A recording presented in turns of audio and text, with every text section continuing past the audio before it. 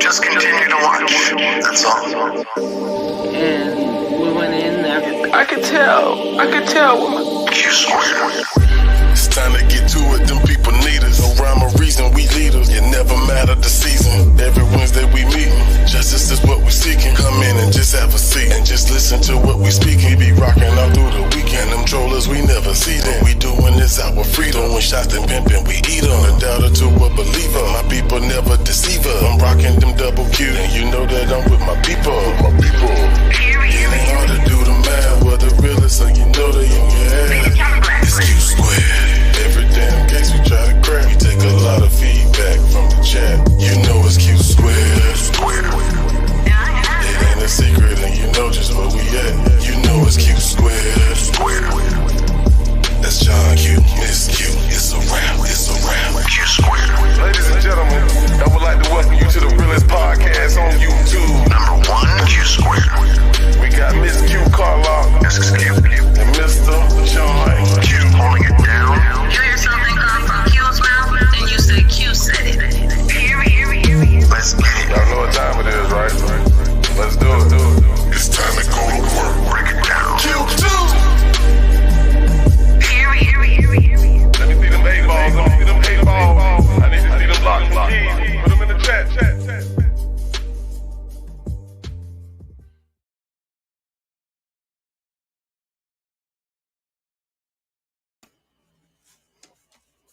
All right. We are live. Welcome. You know what time it is.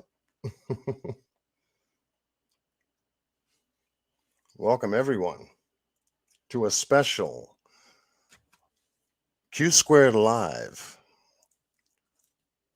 We're going to give it to you tonight. We got Lisa B in the house. Queen Talks Crime in the house. Sassy Granny in the house. Belady Dogs in the house. Tanya M is in the house. Yunu is in the house. Welcome. Little Miss Sunshine is in the house. Levi D is in the house. Lip Lock No More is in the house. Welcome. Miss Jan is in the house. Miss Lorraine Muhammad is in the house. Tanya M is in the house. Cole Pepsi is in the house. Cindy Lou Who is in the house. Mr. Scott H is in the house. Welcome, brother. Keita. Miss Keita is in the house. We got brother Boss Blake is in the house. Bama Girl. I keep saying that, Bama Girl. It's Bama Gal. My bad. Had to correct that quick. I should have my head bamming up against the wall. Welcome, everybody. Wow. Y'all coming in here like gangbusters. Okie 420 Mama is in the house. MJ is in the house. Renegade Patriot Randy is in the house. All right. Well, we got a couple of these bots coming in here too. I guess they want to get the update as well. Sounds good to me.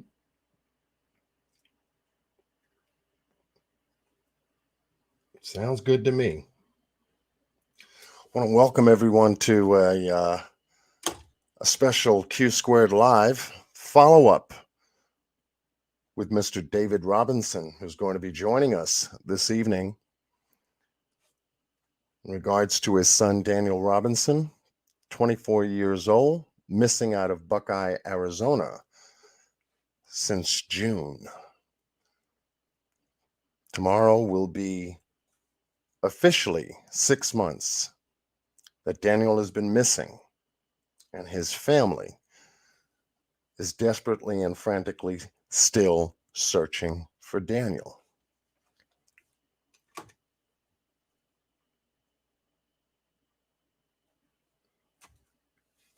Now, most of you who have joined us last week when we had Mr. Robinson on, we were able to get all of the background information on the story as to how Daniel went missing, some of the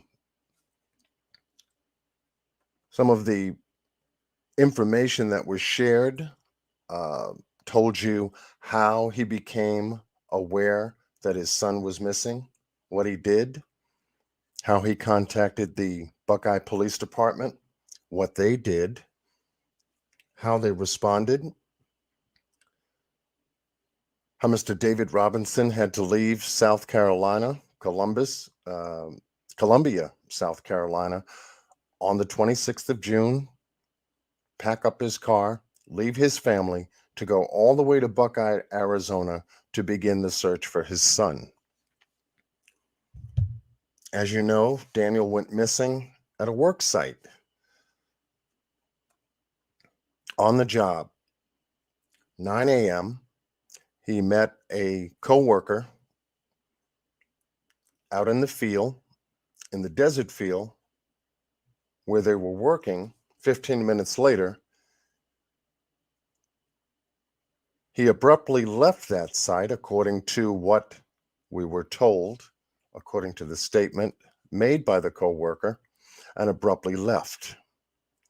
Ever since then, no one has seen Daniel to this day. And so tonight, what we're going to basically do is bring you up to speed. Those of you who are just becoming first learning about this story, we will be able to give you a little bit of recap once Mr. Robinson is up on panel, and we'll be able to pick up where we left off. This is a forward motion step action that this channel is taking to assist the Robinson family in helping to find and locate Daniel. So to begin with tonight, I want to welcome everyone. I had just texted Miss Q, so she should be joining us shortly. Andrea Dawn, welcome. Miss Penny from True Crimes Commentary, welcome. Brandy Bradford, welcome. Goodness, y'all coming. Where y'all coming from? Wow, y'all coming in here like gangbusters. Well, that's great. That's great. I'm glad the word is getting out. Glad the word is spreading about this case.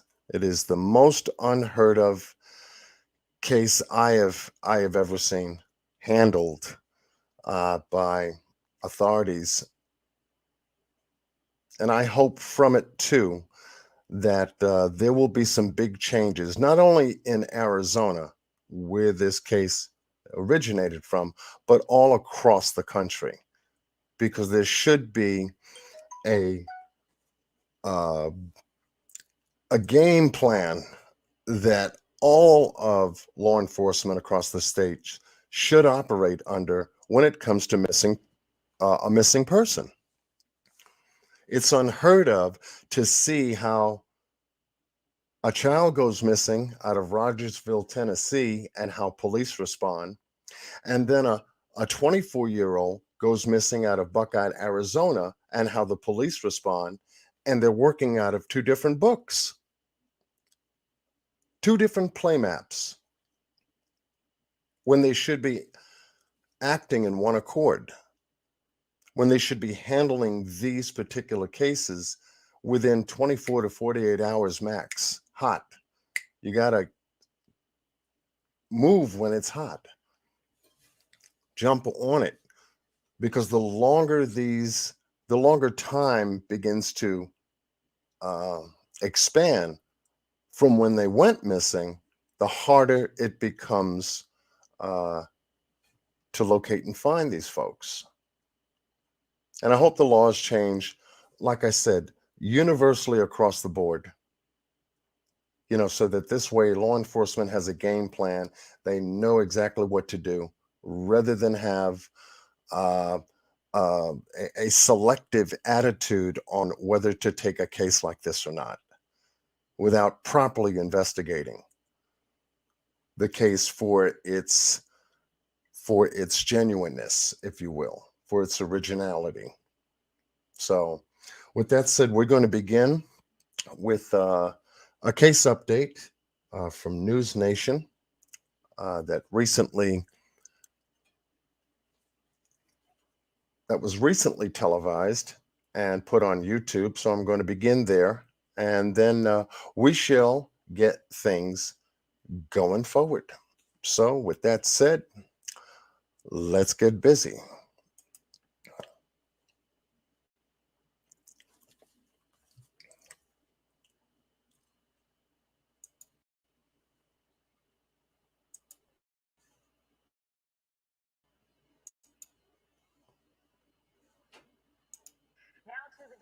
Now to the disappearance of a young man. His name is Daniel Robinson, and his missed case was one of the first ones that we covered as a scene series here on News Nation Prime. We are revisiting his case tonight as it has now been 6 months. There's been no sign of him. Daniel is 24 years old, and he was working as a geologist when he vanished in June. Daniel's dad has organized multiple days in the Arizona desert over the past few months, and he even hired a private investigator to look into the case, but even the family starting to lose hope that Daniel is still alive. I'm going to be talking to Daniel's dad in just a moment, but first, News Nation's Kelly Beeson takes us back through the details of this case and where the search goes from here. Nearly 6 months after Daniel Robinson vanished, a call for help passing out flyers, expanding the search to Phoenix and surrounding. We're saturating the homeless populations in the valley. Reason being is if there was some type of a disorientation or head injury that could still be going on. And Daniel just doesn't really know who he is. Jeff McGrath is a private investigator with Robinson's family to figure out what happened to the 24-year-old geologist who vanished June 23rd after leaving a job site in the Arizona desert. His Jeep, found a month later, crashed in a ravine. Something was going on with that vehicle. McGrath says so much doesn't add up. Paint on the Jeep that doesn't match the scene. In the vehicle after airbags deployed, and more than 40 attempts to start the engine after it crashed. He's certain there was actually another crash somewhere else. So it tells me there's a second crash location, or I should say a first crash location. And then there's the recovery location where the vehicle ended up driving down into the ravine and coming to rest at the bottom on the side. Robinson's keys and wallet were still inside, his clothing in a pile just outside the vehicle. Signs Robinson was likely disoriented. McGrath hasn't ruled out foul play or the possibility of a drug like PP being involved. And inhibitions to go away, he hit his head in an accident. Had some trauma, disorient, couldn't find his way out, or laid down somewhere, passed out, and succumbed to his injuries. Volunteers have repeatedly fanned out over the desert searching. McGrath admits the chances Daniel is alive are slim, but he shares David Robinson's frustrations about how the case was handled from the start. Their theory is that nothing happened, there's nothing wrong here, and there's nothing suspicious here. The Buckeye police provided this written statement saying Daniel's disappearance is heartbreaking. Detectives with the Buckeye Police Department investigate every lead in this case.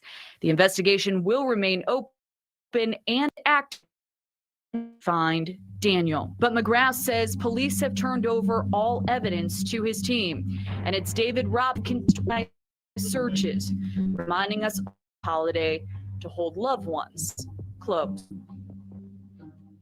Now, that private investigator telling us Daniel had told co-workers he was tired before leaving work. So one theory is that he stopped somewhere along the desert road to take a nap and was the victim of a carjacking, then left in the desert after the crash.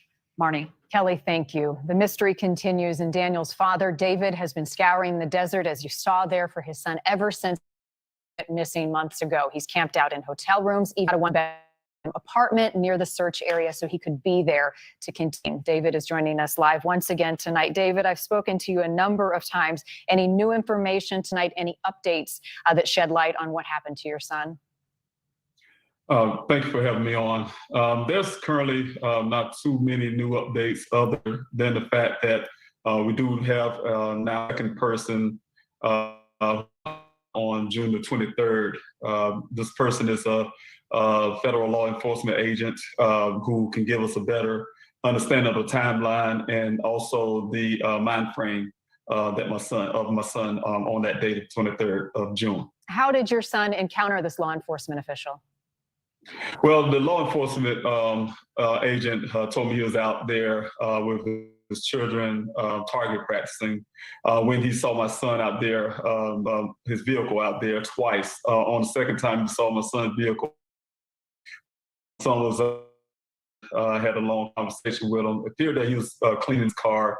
His car didn't have been sustained any damage. My son directed him to a location that's better suited for target practicing because, my son told him that he was at work and that's the work area. He shouldn't be shooting out the area. Did Daniel share any information with him indicating where he was going, what he was doing, anything that's helpful? Only thing I got from that officer is that Daniel said he was at work and that is around that morning area when he saw my son. Can you clear up, David, some of the discussion happened in the police report, Daniel's state of mind, his coworkers describing him as tired, kind of out of sorts, that there is a potential, even the PI, that there were drugs in his system. He had even had some conversations with a woman. Anything you can definitively clear up for us as you investigate? Well, with my investigation, anything with drugs is something new I never heard about. My son is definitely don't do drugs, PCP, what I heard just a while ago, things like that. My son don't dabble with that kind of stuff. So I'm not sure about where that type of things come from, but I do know there's a lot of theories out there that's surrounding my son. And as time goes by, people wonder. They wonder what happened. I wonder what happened. And they tend to make things up. We did hear from Buckeye Police, as you saw in that piece. The case is still open. It is active. However, you have been frustrated about how the investigation was handled. Why and what should they have done? At the beginning, courtesy. Else is crucial. My went missing. To date, the Buckeye the police department haven't found anything out there related to my son. My searches as a civilian with civilians have collected human remains, have collected evidence. My investigator collected evidence, but I'm not finding anything coming out of the department suggesting to me that they're not looking hard enough. David, this is a difficult question to ask. Jeff McGrath, the prosecutor on the case that you hired, said the chances that Daniel is alive is slim. What do you think tonight? What does your gut tell you about your son? Well, it's been trying. You can imagine after 6 months, going on 6 months here, at the beginning of my searches, I searched that well site area until the vehicle showed up. I started searching the vehicle area. But during that time, I always had that hope that Daniel was out there needed to be rescued, and that's my goal. 6 months, like I said, where it's at your faith, for me around alive. So it changed from a rescue to a recovery at this point. But to keep my hope alive, I also don't know what happened to my son. So it's possible he could escape that area somehow. So that's the reason why I started my city searches that was spanned to every city here in Arizona in hopes that Daniel is part of some type of homeless population or maybe a mental health facility or anything, that would indicate that he's still alive. Well, from parent to fan, your relentless pursuit, your son. I thank you once again for joining us. And I hope that the new search proves to be fruitful and gives you some answers that you need. David Robinson, as always, thank you. And if you have any information about Daniel Robinson and where he is, if you can help, contact the Buckeye Police Department, the number there on your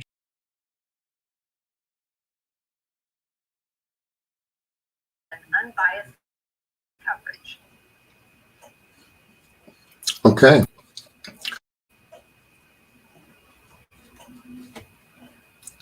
And that is the News Nation update that I came across today. It's very interesting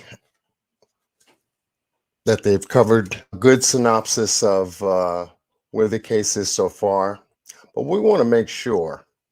And so to do that, we've contacted Mr. David Robinson, Daniel's father, to just again for a follow-up session to give us some updates as to his progress in the case and maybe some things they may have left out. So with that said, I'm going to bring up Mr. David Robinson. How are you, sir? Thank you. Hey, how you doing tonight? Yes, doing very well. Doing very well. How are you doing? I'm doing okay. Doing okay. I'm at home for the holidays, so I'm doing okay. Oh, that's great. That's great. Yeah. I heard that that you were back home for the holidays with the family now, which is good. Get a little bit of a break from the very long, hard work that you were doing out there in Buckeye, Arizona, for weeks at a time, looking for Daniel. Yes. Yes. Yes, it was hard. Feel hard to be away right now. You can imagine the search don't stop. I still have people on the ground. I have my investigator there. I had, like I say, my mom. She's one of the motivating factors for me to be here in Arizona, be back home, and to leave Arizona. But it's very difficult not being here with my son. Still out there in Arizona somewhere. But like I said, I'm going to stay online, do what I can from this point where I'm at now until I get back out there in Arizona. Right, right. Then for those folks that are just brand new, just coming in and joining us, that are may not be familiar with the story as to how Daniel went missing, could you just give us a small recap as to how you became aware of Daniel going missing, and then just give us a little bit of a timeline? Just walk us through it as best you can. Take us through it. Yes. On June 23rd, I did get a call from my daughter.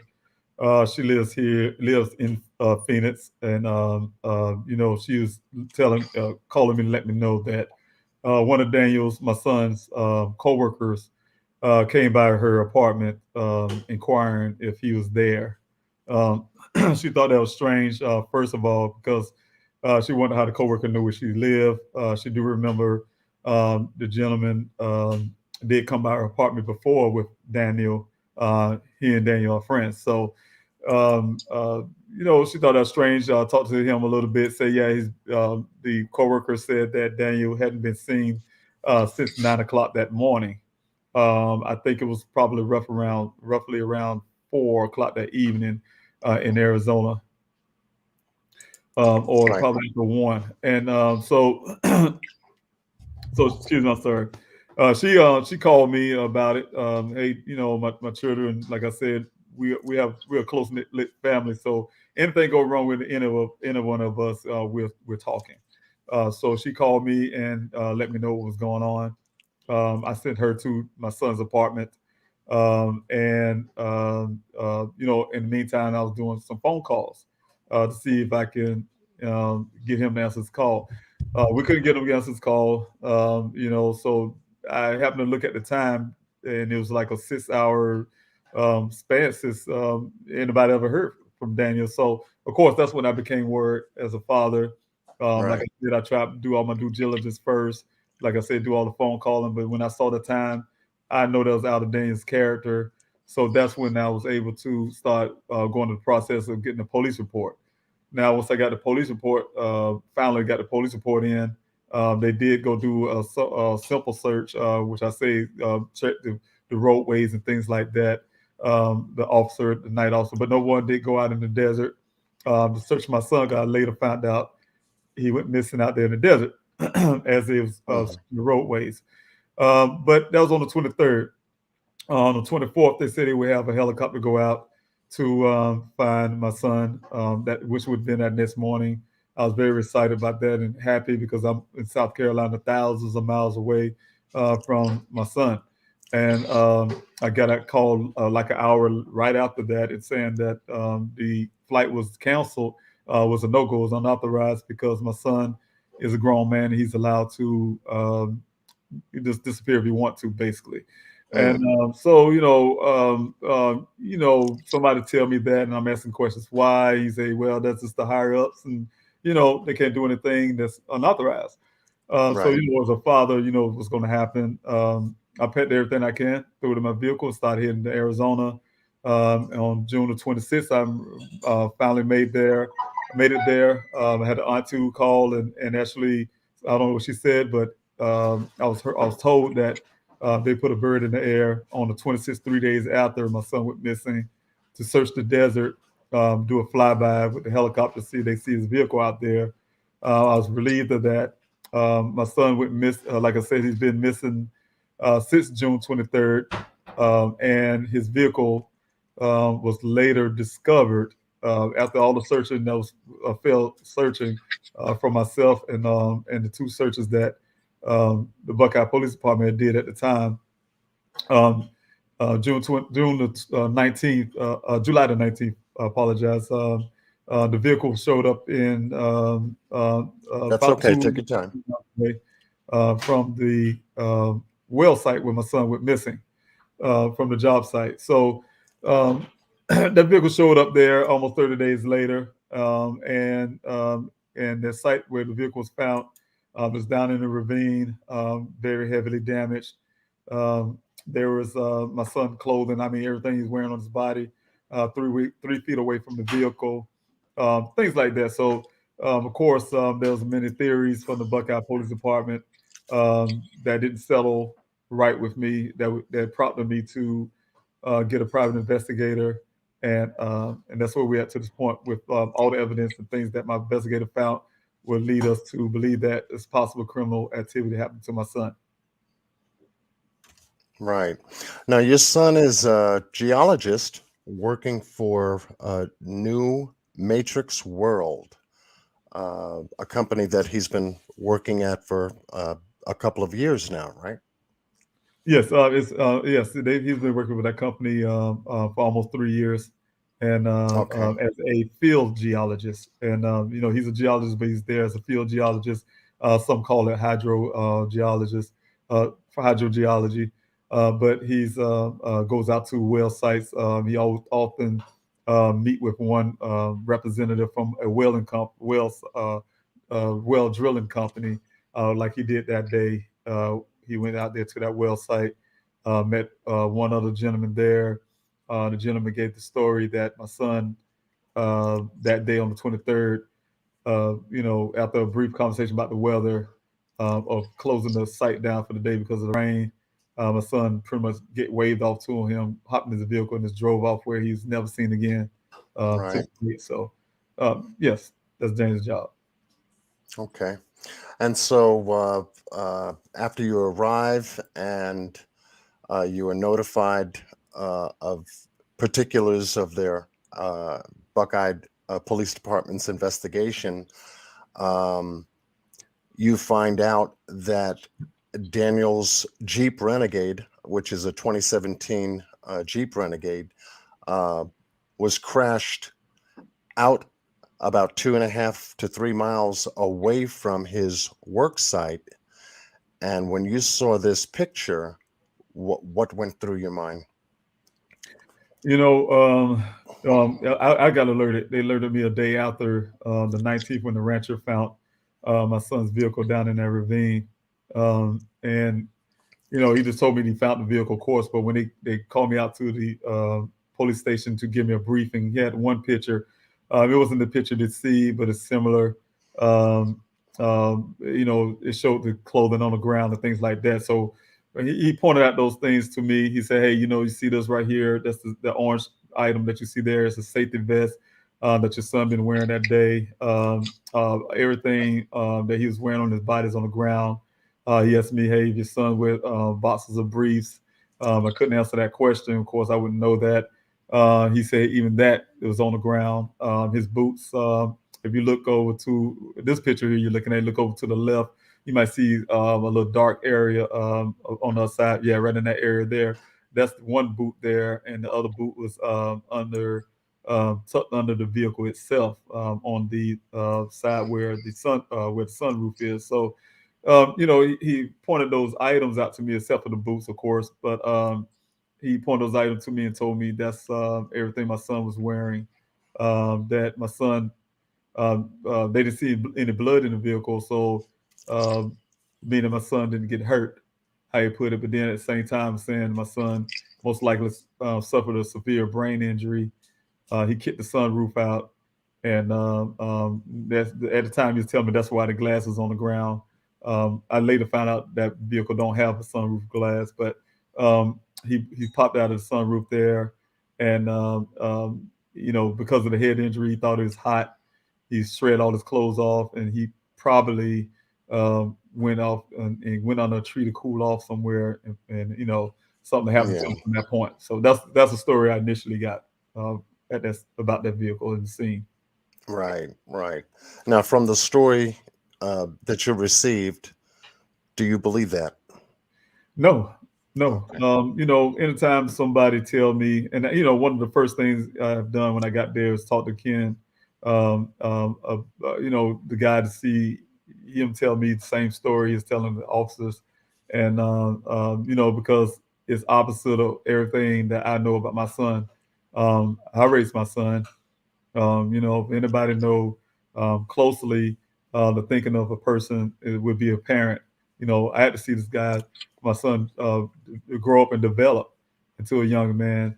So I do have a better indication to his thought process and his actions and the way, things that he's capable of. So when I've seen the pictures versus the statements that I've been hearing from the guy at the well site, and the theories that I got from law enforcement, that raised a lot of red flags. Just even looking at the picture as a layperson, I'm not a investigator. I don't have any any kind of experience in accident reconstructionist, but you can just look at the picture. Anybody can say, "Hey, look, that is suspicious."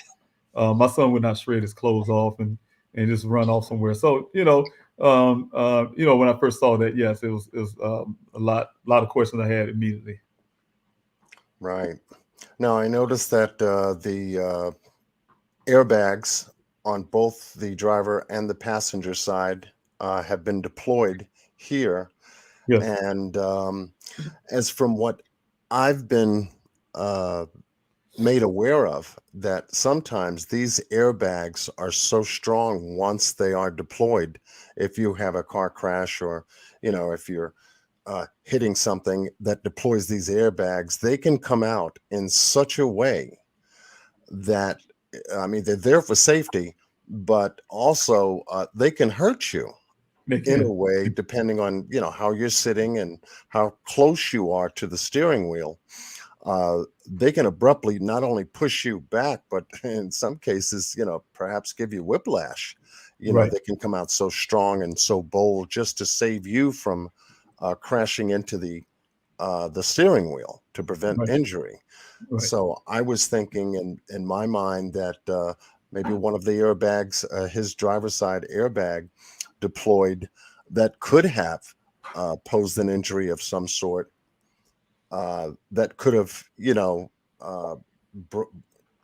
injured him in a way to where it could have knocked his head to the side, where the driver's side door glasses. A number of different things. We could sit here and speculate, but I'm not going to do that. But just to hear that information about the airbags being deployed can sometimes injure you to prevent you from being injured in most cases. Right. Yeah. Okay. But we don't even know if Daniel was driving this car. And that's correct. And we don't know. There was no forensics work done at the scene. And that's why you can look at all the pictures. If you notice, a lot of those pictures you see now pictures that was later released to me. I was able to put them out in the public, but I got them from law enforcement themselves. And these are the pictures. They say they gave me everything that they have pictures-wise, and that's what they told me in the meeting. You notice you'll see in the forensic markers there, Right. or crime scene tape, or some things that you think you would see. I watch a lot of investigative type shows. Like I say, I'm not an expert, but I would think that law enforcement taking pictures would have markers, say, hey, so they can have for future reference. Hey, we found a piece of this here. His clothing is over here. And, and Right, everything is marked, and some type of in case they need it later on for evidence. But I feel like the thought process from that department is already made up from day one where they was going to go, because it's evidence. Like I say, there was no markers put there from day one. They also later saying didn't do, like I said, the forensics work because they didn't feel like they need to. They gave me all of my son, everything you see on that ground, and some of the things in the vehicle. They bagged it up, but they gave them all to me. It was never marked for evidence, never considered evidence. So, so when you hear Buckeye now saying they're doing investigation with what? They don't have anything. I have everything. So they're not doing investigations. They're just covering up themselves. But Mm. the thing is, like I was saying, sir, that their mind was made up. The evidence is based on actions. My mom always told me action speaks louder than words. You can write a lot of words down, but your actions says a lot of other things. And the action shows me they didn't take it seriously from day one. That's the reason why I have everything. My son, everything you see on that ground, I have possession of everything, and they don't have anything to go by to do an investigation because I have it. Right. If they intended to do investigation, they would never turn those things over to me. Right. Now, you're absolutely right. There should have been markers here to identify what part of the car this is. That's part of the sunroof. That's the Okay. panel. Okay. There should have been markers here where the clothes and items found 3 feet from the car. Yes. A marker here with this item here. I can't make out truly what that is yet. Yeah, I can't make that one out. Yeah. Or even back here where the shoe Right. That's true. is behind the bush. Markers around the car, around the perimeter of the car. Just pull this back a little bit. Any items that fell out of the car. And I wanted to ask you something that was very important. Daniel's equipment as a field geologist, when they go out there to do sample collections and things of that nature, depending on what their assignment is, a field geologist carries equipment with them. And in most cases, it'll be a hand magnifying glass, for when they are sampling rock specimens or sand samples and things of that nature to find minerals and things of that nature. I know that, they use a hand magnifying glass, a work journal to take notes, a company camera to take photographs, a backpack with supplies, carry food, water, something to eat during the course of, their assignment, as well as a compass and a sample collection pouch, if you will, to carry their materials, along with a work or job assignment workbook. Just some of the items or tools that they use when they go out into the field. Was any of that found around the car, in the car? No, and you raise a good point there. There's a lot of things that like you said, geologists would probably carry out. I can't for sure say Daniel carried any of those items, but I can tell you that his at the earlier part when when the vehicle first was discovered, his coworkers just often called me and asked me about a hydro pack. I don't know what a hydro pack is at the time. They just kept asking me for a few days, hey, you found this hydro pack. I'm like, okay, what is a hydro pack? But I'm assuming what they mean is a camelback. In the military, we use camelbacks is a pouch, if you would. That it's almost like a backpack. You can put things in it, like you're saying. It could be the same things, things that you speaking of, but also have a pack there where you put water into it, so Right. when you hydrate yourself, we out there in the desert. So why they was really concerned about this hydro pack, I don't know, but whatever the hydro pack they're looking for, I didn't hear about it ever being pulled from that vehicle. So there's a lot of items that may still be in that vehicle. I talked to my investigator, and I always ask him when I can about certain things. Only reason why I wouldn't probably know is because even though I have that vehicle stored at a secure location that I'm paying for, it's hard for me to look at the vehicle. Since that vehicle has been found, I only saw the vehicle twice personally, because it's hard for me to look at it. To go look at Yes. it, it's very hard. Yes. No, that is totally understandable, because, I didn't see any of those items that I had mentioned anywhere near or around his clothes. Right. So I'm thinking that, if he was in the vehicle when the vehicle crashed and he had to take off his clothes due to an injury, we would see some of those items laid around his clothes. Right. If he was injured in a way to where he had to, take off his gear, drop his pouch, drop his bag, drop his book, drop his compass, and et cetera, and that would be all around this area or thereabout the vehicle in some way, shape, or form. So I was Right. curious. I didn't see any of those items in this photograph, so that's why I had asked whether the Buckeye Police Department, brought any of that to your attention, to say, well, his gear was in the car and his clothes were found outside the car. That's all we know. And I do know that he had 2 cases of water untouched in his vehicle. And my daughter just recently bought them, I think the night before, bought him those cases of water. And also there's a box with his, like you say, logs, work logs, work logs, and paperwork that would describe his job, things like that. So those type things was in there. And yes, his cell phone, of course, was inside the vehicle. The same cell phone, I guess, that me and my family was calling for almost a day and a half. They'll just ring and ring and ring, and no answer until it finally went dead to go straight to voicemail. So that was also recovered from inside that vehicle. Okay. I want to just drop this down to pick up from the car itself, which Daniel bought with his own money, his very first car. And this is the condition in which he purchased the car, mint condition, by the way. And this is a 2017 Jeep Renegade.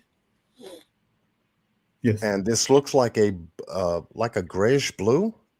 It's more like a metallic kind of. We all have a hard time describing it. It's really unique. It's really unique, and I think what was unique about that vehicle is the mapping that's right on the hood there. It's like a painting, it's almost really beautiful. And but like describe this picture. Yeah, this is that picture that my son sent to me as we was planning. I was planning a trip to come up in July to see that vehicle for the first time. I told him I was going to drive it. He's really happy about it. He like I say, he had a car before that. It was a car that he had to fix all the time. And when he got this vehicle, he's very proud. It's the first accomplishment as a grown man purchasing his own vehicle, something, tangibly that says, I'm a grown man now. I got my stuff. So yes, it's more metallically bluish, sky blue type vehicle. Right. A question from the chat from Miss Jan. Was there required equipment that Daniel needed from the company he worked for? If so, what does the company provide? If they informed you as to what type of equipment that they provide Daniel with anytime he goes out into the field. Have they mentioned any information like that to you? They did ask for certain items, and I can't remember the names. This was early on when the vehicle was found. Asked me for certain items, I guess that's job related, and I guess like you say, tools and things. They gave me a name. If I can remember the name, I'm gonna have to go back on the phone recording or something. But I'm sure they gave me some type of name. But yeah, they looked for some of the equipment Right. that is used. They said they really need it back and things like that. But I wasn't able to release those things to them because the vehicle is being investigated, by my investigator. So if those items still in that vehicle, they're probably still there. Right. Now we know for a fact that the Daniel's wallet, his car keys, his clothes were found there at the crash site where the car was located, correct? That's correct. Okay. All right. I'm just trying to do a couple of things here and try to cover some of the questions that are coming out of the chat. Hence multitasking over here. Okay, about phone records, and his phone was there as well. Phone records, was that able to reveal anything, or is that still in progress? Yeah, we still some progress being done on that, but I can say it did reveal some things and dismiss a lot of things that's out there. Okay. All right. Were there any new information pertaining to his contacts with anyone before he went missing, pertaining to communications with other individuals that may have been questioned by the Buckeye Police Department? No, everything's That you're remained the aware of? same. Yeah, what Mhm. I'm aware of, like you say, yeah, what I'm aware of is everything pretty much the same. Okay. There's nothing changed when of that day. His contact with just the guy at the well site to get directions to that location. Right. Because I had in my mind too whether you knew how many times he worked with the guy that he was on assignment out there. Yeah, that's supposed to be his first time His meeting. first time. Okay. Yes, Okay. supposedly that's what I've been told. Okay. Because that ran through my mind and says, well, if they knew each other before they ended up at the job site, the work site, on that Wednesday morning, I believe at 9 a.m., and then it was stated that he was acting kind of funny or strange to the person that he was working with, and then he abruptly left him out there, according to what the statement was that he had made regarding what Daniel did before he left. And that Yes. was kind of strange. That was kind of strange of him to say nothing else. He never went after him, or he didn't perhaps call him on his cell phone to say, hey, man, where you going? You figured they would have each other's telephone numbers, since he was in communication to lead Daniel or give Daniel directions on how to get to the job site for the very first time. You can make you got a point there. That's something I can think about because there was no phone call to Daniel from that well site, from the guy at the well site, Ken. Mhm.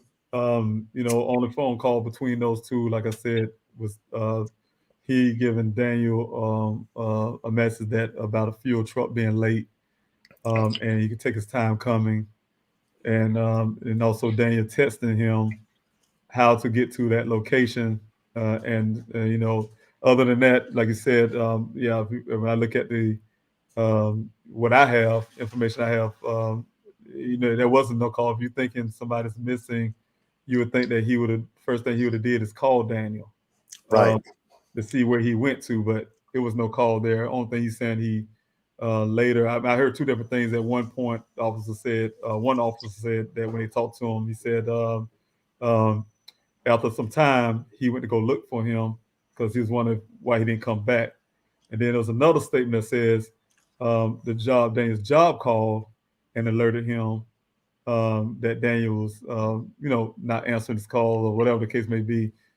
So it's two different things I heard at the beginning from that Right. one. Yes.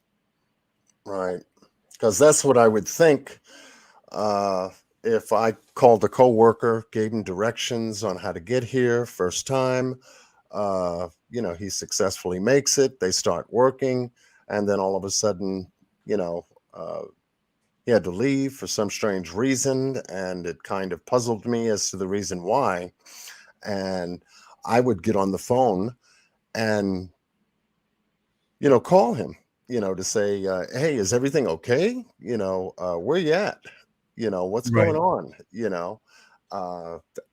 It's just, I just found that strange that, whether he did or not, that phone call, if he did make it, would be on Daniel's phone.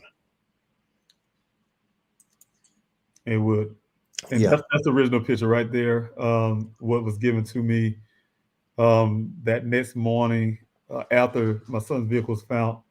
Buckeye had that picture there, just one picture and two maps. And he showed me that. And that's how he described everything to me. The only thing I could see at the time was the safety vest, but he pointed out to me where the clothing was, in relation to that.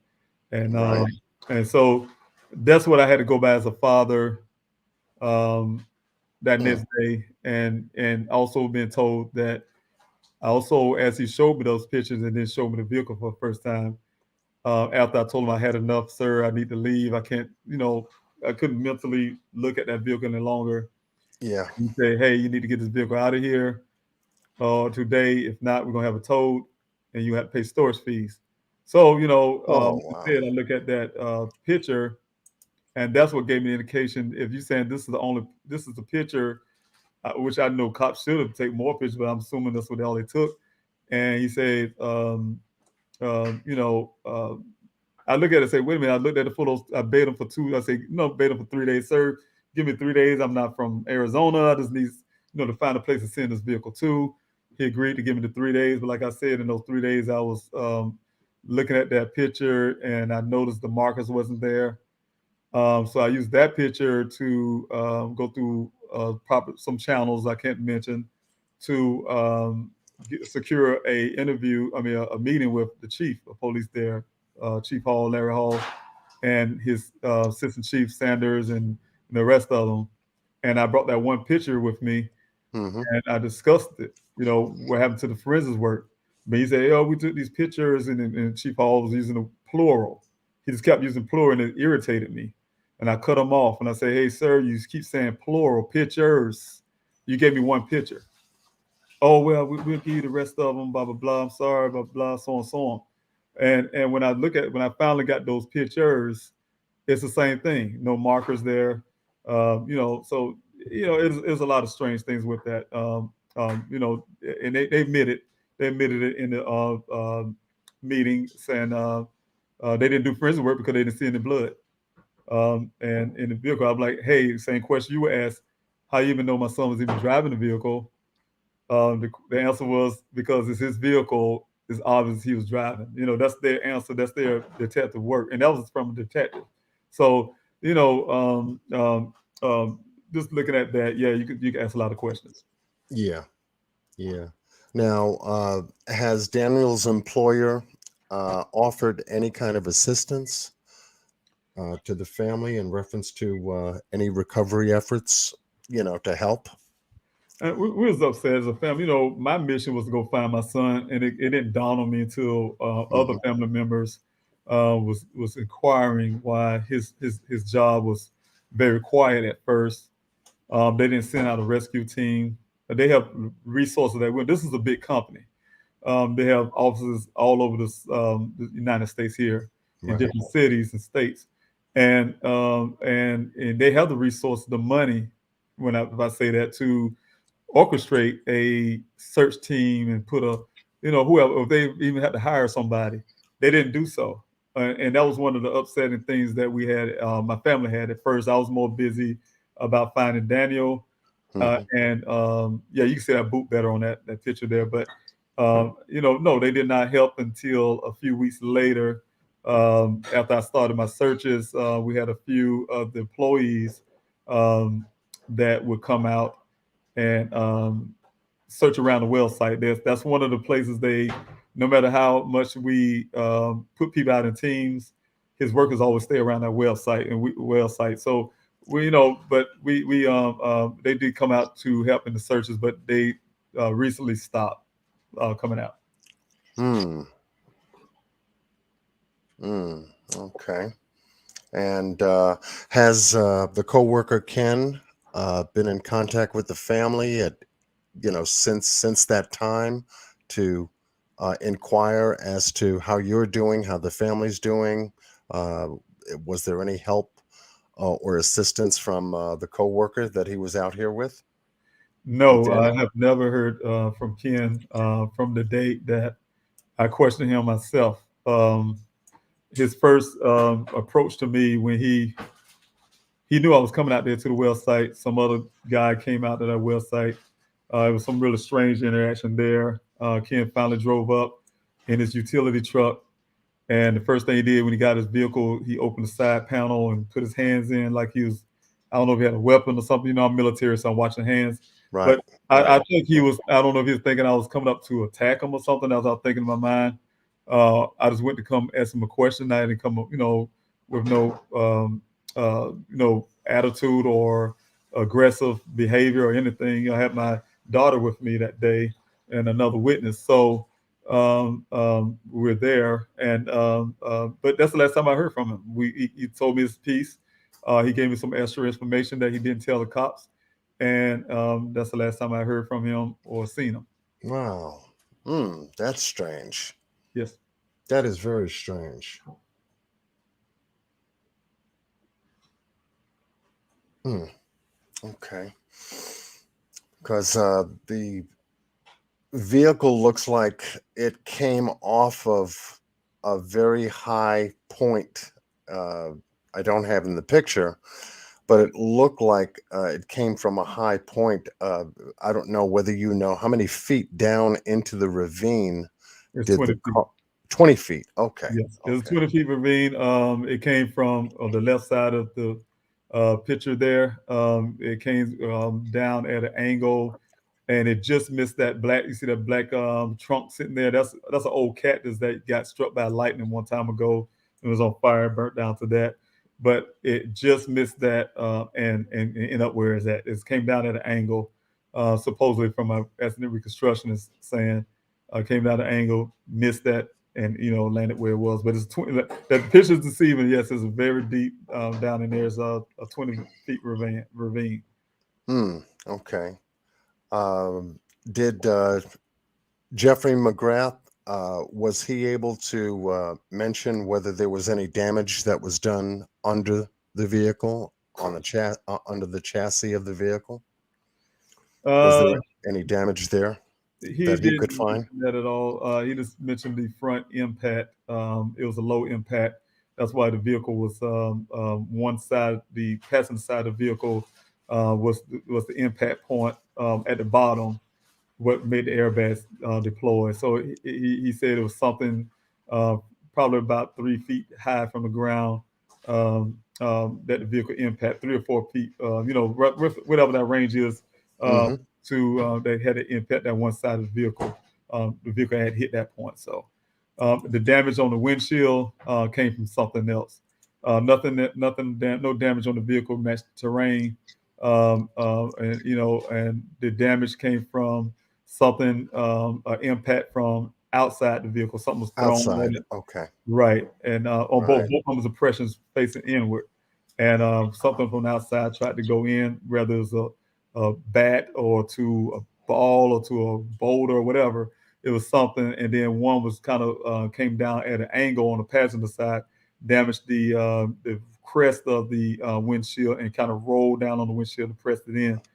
So it's two different impacts. Impacts, okay. Right. Because one of my moderators, Renegade Patriot, Randy and I were taking a look at some photos, and I just want to see if we can get a comparison here, just to show you. I don't know if that's the photo. Yeah. Okay. Let me see if I can find that picture. Just to give you an idea, he was able to find and locate a very interesting picture I wanted to share with you. And this was an imp. See if I can get it here. Just give me a moment.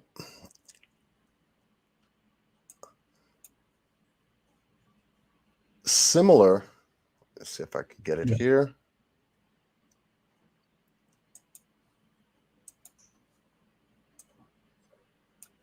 If you could see it. Right. Yeah, similar type of impact impression mark from a BMW that was hit with a baseball bat. The picture you see to the right almost looks similar to the picture that Jeff is in front of in regards to the cluster damage that it did to the exterior portion of the windshield on the driver's side of the Mercedes. And it looked somewhat identical in the structure of the impact on Daniel's car. So if it was a boulder, if it was an object, a crowbar, a bat, or something like that, it just gave us the impression. So, wow, this nearly looks identical to the exterior damage done to the windshield. If you can see my point. Right, I get your point. Yeah, yeah. Okay, so let me go back to our grid line here. And was there any new findings to date that Jeff has shared with you that you can share with us as to any additional findings on the vehicle, such as any new information from the crash data or anything like that? I haven't gotten any. Okay. One thing is a theory about that paint transfer. We still working that. Make sure it wasn't something that could have came from the tow truck or something, or So he was definitely looking farther into that to make sure that's accurate to where the red transfer paint came from. But but there's nothing new that he can share, that I can share, or they share with me that I can release. Right, that's an ongoing investigation. 800, 900 page report that's still been processed about that vehicle. Okay. Because this is a lot of, I know it's a lot of work that had to be put into Jeff's time working this vehicle. When I say work, I mean, investigating every single aspect of the vehicle's impact impressions, the crash data that he was able to collect, finding that there were over 40 ignitions starts on this vehicle, all in a short space of time, most likely all on the same date that the vehicle had the crash. Would that be accurate? Yes. Okay. And then to find out that the vehicle went an additional 11 miles, that anomaly is in there. That really, poses a very, weird piece of the puzzle. If the vehicle crashed, how could it have gone an additional 11 miles after an impact or collision? So it must have been the vehicle must have been able to continue to drive Right. or be able to drive even after the airbags were deployed. So that's been a very strange item in this case, just from my viewpoint. And once again, I'm not in law enforcement. I don't have an investigative background. I'm looking at this just as you are, as a parent wanting to know what happened to their child. Right. Why is the car this way? And you've got some great people working with you.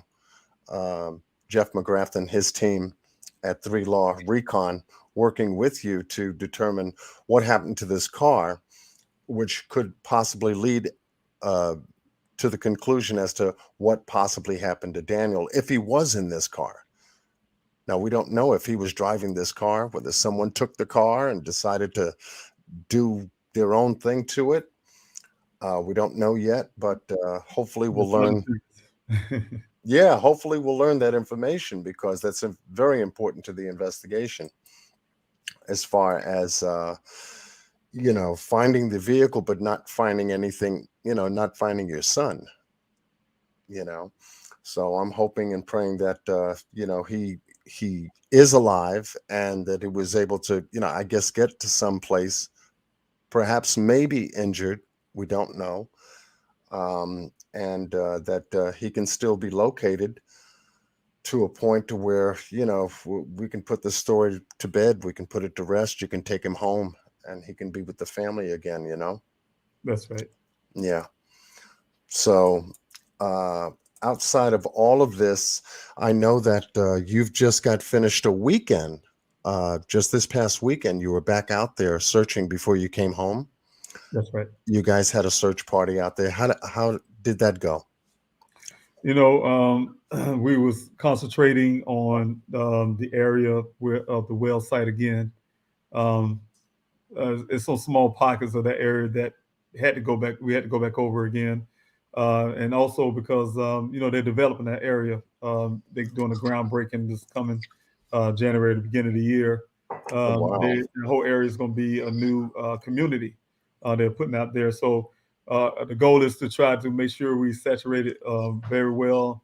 Don't leave no rocks unturned, because once they start bringing that heavy equipment in and start tearing everything up, it's easy for things to get covered. So God forbid if Daniel's out there, but like I tell my team, I'm a big boy. I got to bring my son home, and if my son somehow did perish out there, I got to bring him home. I got to bring everything of him back to his family and back to me and his siblings. So we bring him back home. Right.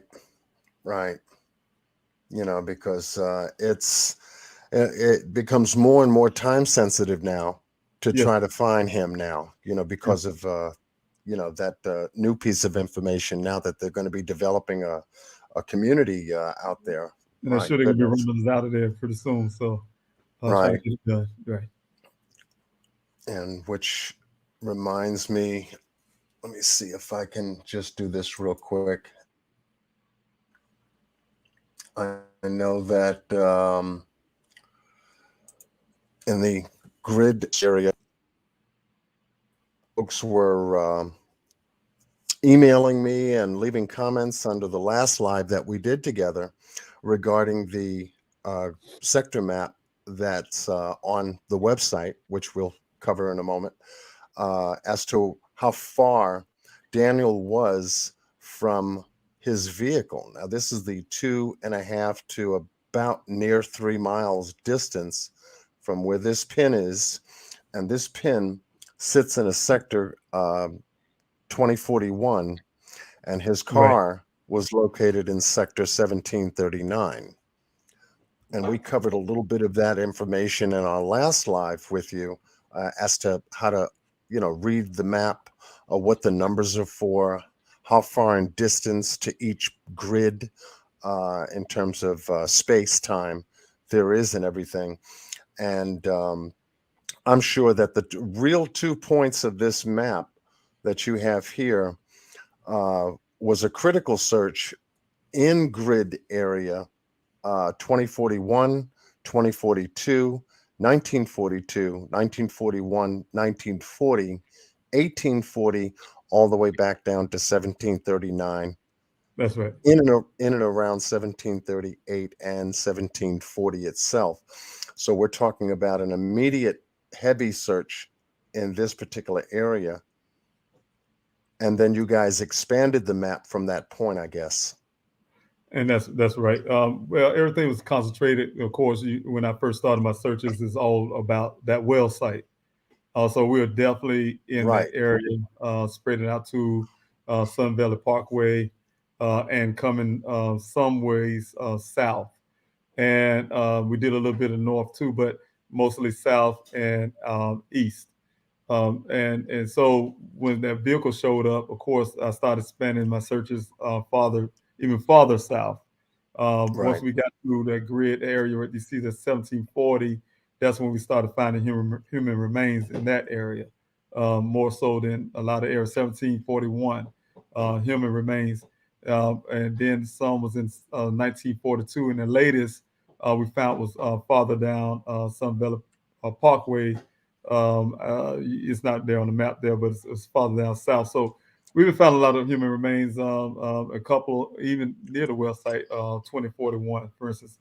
So that's what made us start going farther out and looking a lot farther.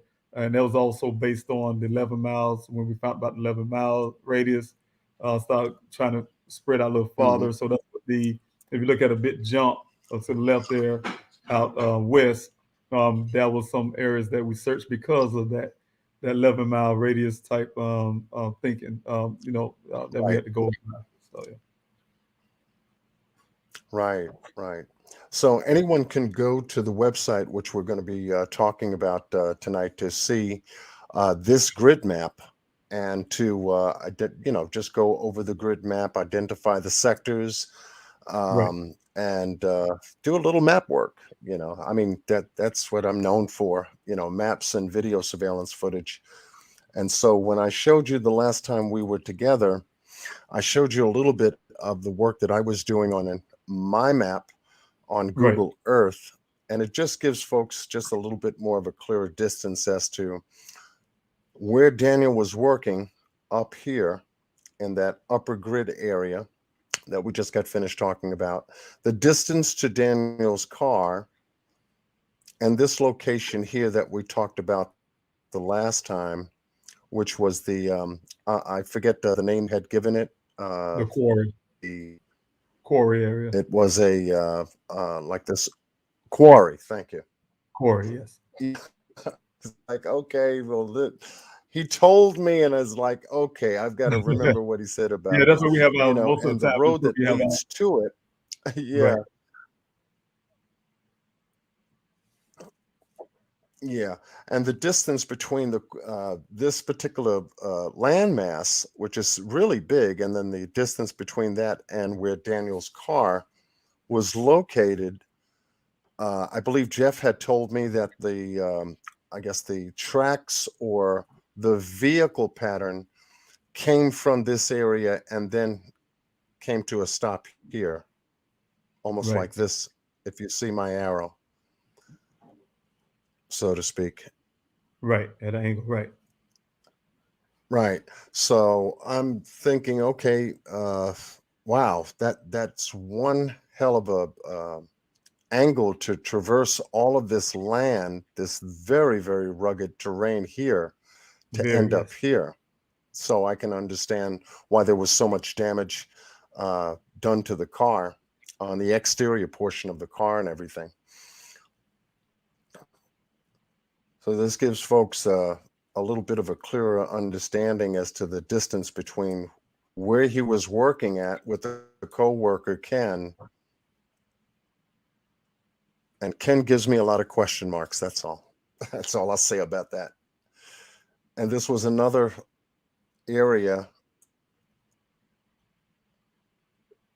in that vicinity. This is where Daniel was working. This was another area in that vicinity. And I'm sure that this area was searched as well, right? I'm trying to see where's that in relations to. Oh, let me pull it back a little bit. Yeah, be right near Sun Valley Parkway. Correct. The right side of it, the closest thing to it before you get to Daniel's work site here. Interesting. I cannot, right next door to it. Yeah, I cannot put that in my head where that would be located. Now I can say I know they had a lot of work, but that's right off of, if it's right off of the road before Cactus Road there is an area where you can tell they was trying to do a little bit of clearing, and like they must have abandoned it for years. That's the area, if that's what I'm thinking, that's the area where we found a pile of clothing that belongs to some guy who's a lot larger than my son. Everything he was wearing was in that area. So, and I think that's the area where they have a bunch of pile of debris and things like that from construction. So that's what it kind of appears to me. Wow. Yeah. Okay. Yeah, because you have Sun Valley Parkway here, and then you've got West Cactus Road right off of the parkway. Yeah, that's probably what it is. Yes, that's exactly what that is. That's a little clearing area they have out there for, I guess they've started to clear it and use that for a staging area for their equipment or whatever, because they had a lot of debris and things like that piled up. And near that debris, we tried to go through that debris, but near that debris, that's where the clothing was found. So. Right. Okay. Well, you guys did an incredible job searching, a lot in a short period of time. Thank goodness for the volunteers that had joined the search team. The way the Buckeye Police Department tried to assist you, or whether they were interested in assisting you with this type of a search.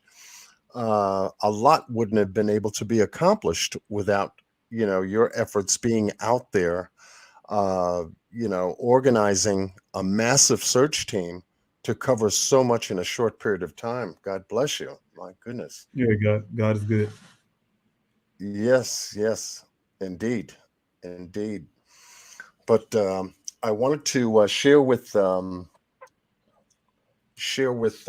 audience tonight the website where everyone can go to support the efforts of Mr. Robinson and family. Please go to the website here.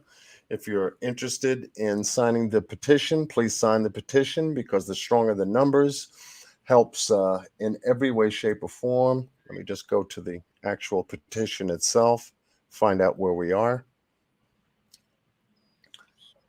And it says, let's get to 150,000.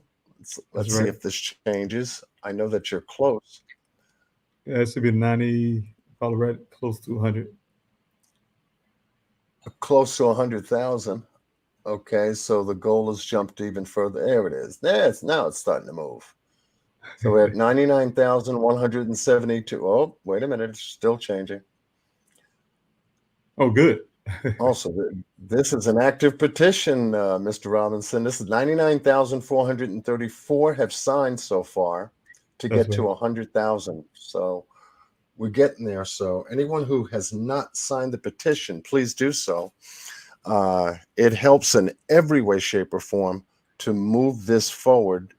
All of the efforts and the future efforts to come, and it does help in a major way to come to get to the conclusion of the search. The quicker we can find Daniel, quicker he can come home. I thought I saw something down here. Oh, yes, at the bottom. Updates.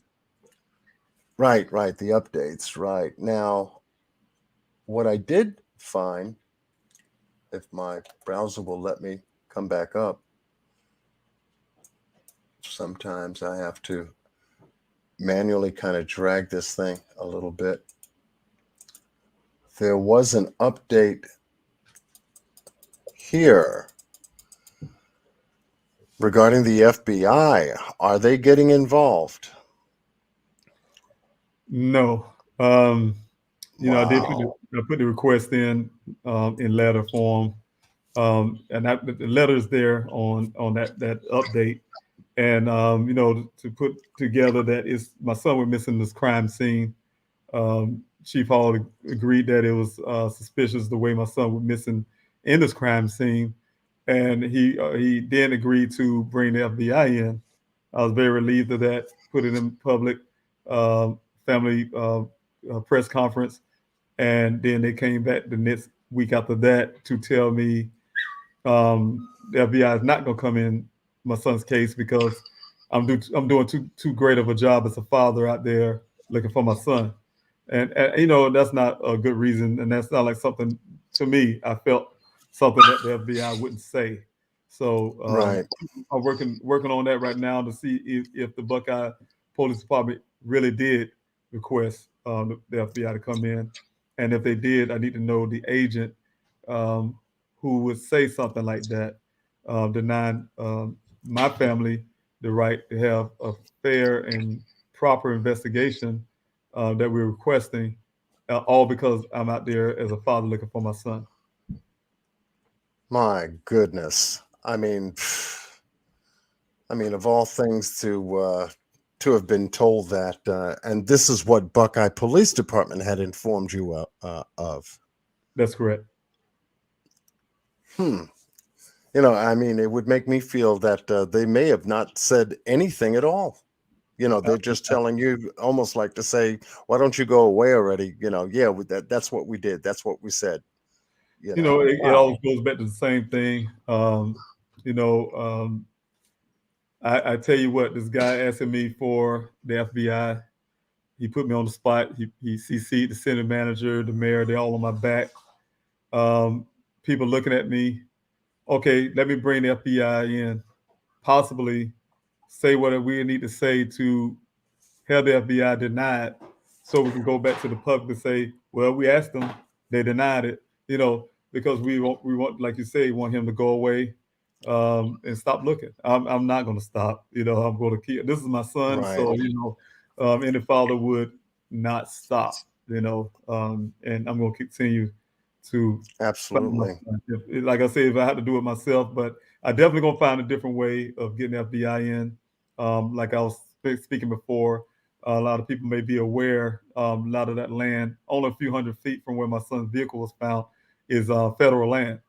And who's to say that my son wasn't on that land that day when he went missing? So that should be investigated itself on federal land. So, you know, I'm working on that that letter to send out to the Bureau Investigation, Federal Bureau of Investigation. So I'm sending it out to them and make that argument. Good, because I was about to say that, and this was just posted yesterday, December 21st, 2021. On November 18th, 2021, I wrote a letter to Chief Larry Hall of the Buckeye Police Department requesting the FBI look into your son's case. Now, that is a direct request, right? And for him to have, okay. And this was just recent, last month. Yes. And I won't take everybody into the letter. If you'd like to go to the website, please, and read the letter, read the requests that Mr. Robinson had made directly to the Buckeye Police Department to get the FBI involved with the evidence that has been already turned over by his investigator, only to get a response that they had told him that, you know, they did, and yet they had a meeting. They stated to you that they had a meeting without you, and then said that you're doing too much of a damn good job out there doing what you're doing, that you didn't need help. Wow. Right. My goodness, I hear somebody. I think somebody's come up. Let me see. Oh, yes. And we have the one and only Miss Q in the house coming on Ding, ding, board. ding, ding, ding. I made it, y'all. I am so sorry. So sorry. Yes. Good to hear from you. You can hear it in my voice. I think John probably knows what happened to me. Okay. No? Can't figure it out, John? Yes, I do know what happened to you. Yeah, we got a 1 I'm plus so 1. sorry. David, my son came and woke me up, said, Mama, can I order China Go-Go? I said, wait, what time is it? He said, it's 8 o'clock. I said, yeah, get my card, and rolled over. I said, wait, 8 o'clock? Oh, my God, I'm late. I'm so sorry, y'all. Hello. That's okay. That's okay. You know, Don't that's the mind me. woman I that see- works overnight, you know, bringing Yeah. exposure to these cases. So That's good. This Yeah, is very thank you. true. This is very true. good to have you with us, Miss I tapped Miss out. Q. We were just Thank going you. I over. see that. We were just going over the website. And some Yes, Miss bullshit. Q The finally made FBI, it. that denial. That's crazy. David, when I saw that email, I was Yeah. pissed. Keep going, Yeah, John. I'm you can here. imagine how Yeah, I it's hard to keep can. composure sometimes, but I thank God for allowing me to keep my composure because a lot of things I could say, but you know, my mom taught me to, you know, be careful with your words. You choose your words wisely. You can get more done by Yeah, saying things, doing things a certain Yes. way.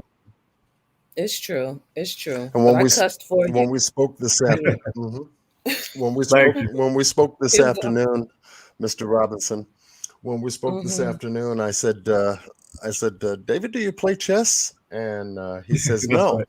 I said, you certainly move like you play chess. Certainly. I appreciate that. That's Now, real. what about You're what about pool shooting? Do you Oh, shoot yes, I pool? do. Yes, I do. I do Okay, that. there you go. So there's don't y'all strategy in start there. bragging. Don't start with all that. There we go. You must know it's where to start. Well, I cannot shoot pool, just for the record. Not at all. Well, Yeah. beginner of luck. So Sorry, can y'all yeah, hear go me? ahead. I can't mute my computer. Yeah, I've got a little bit of a lag. I'm the one with the lag. Let me close some of these windows, but go ahead. Go ahead. I'll close some of these windows over here.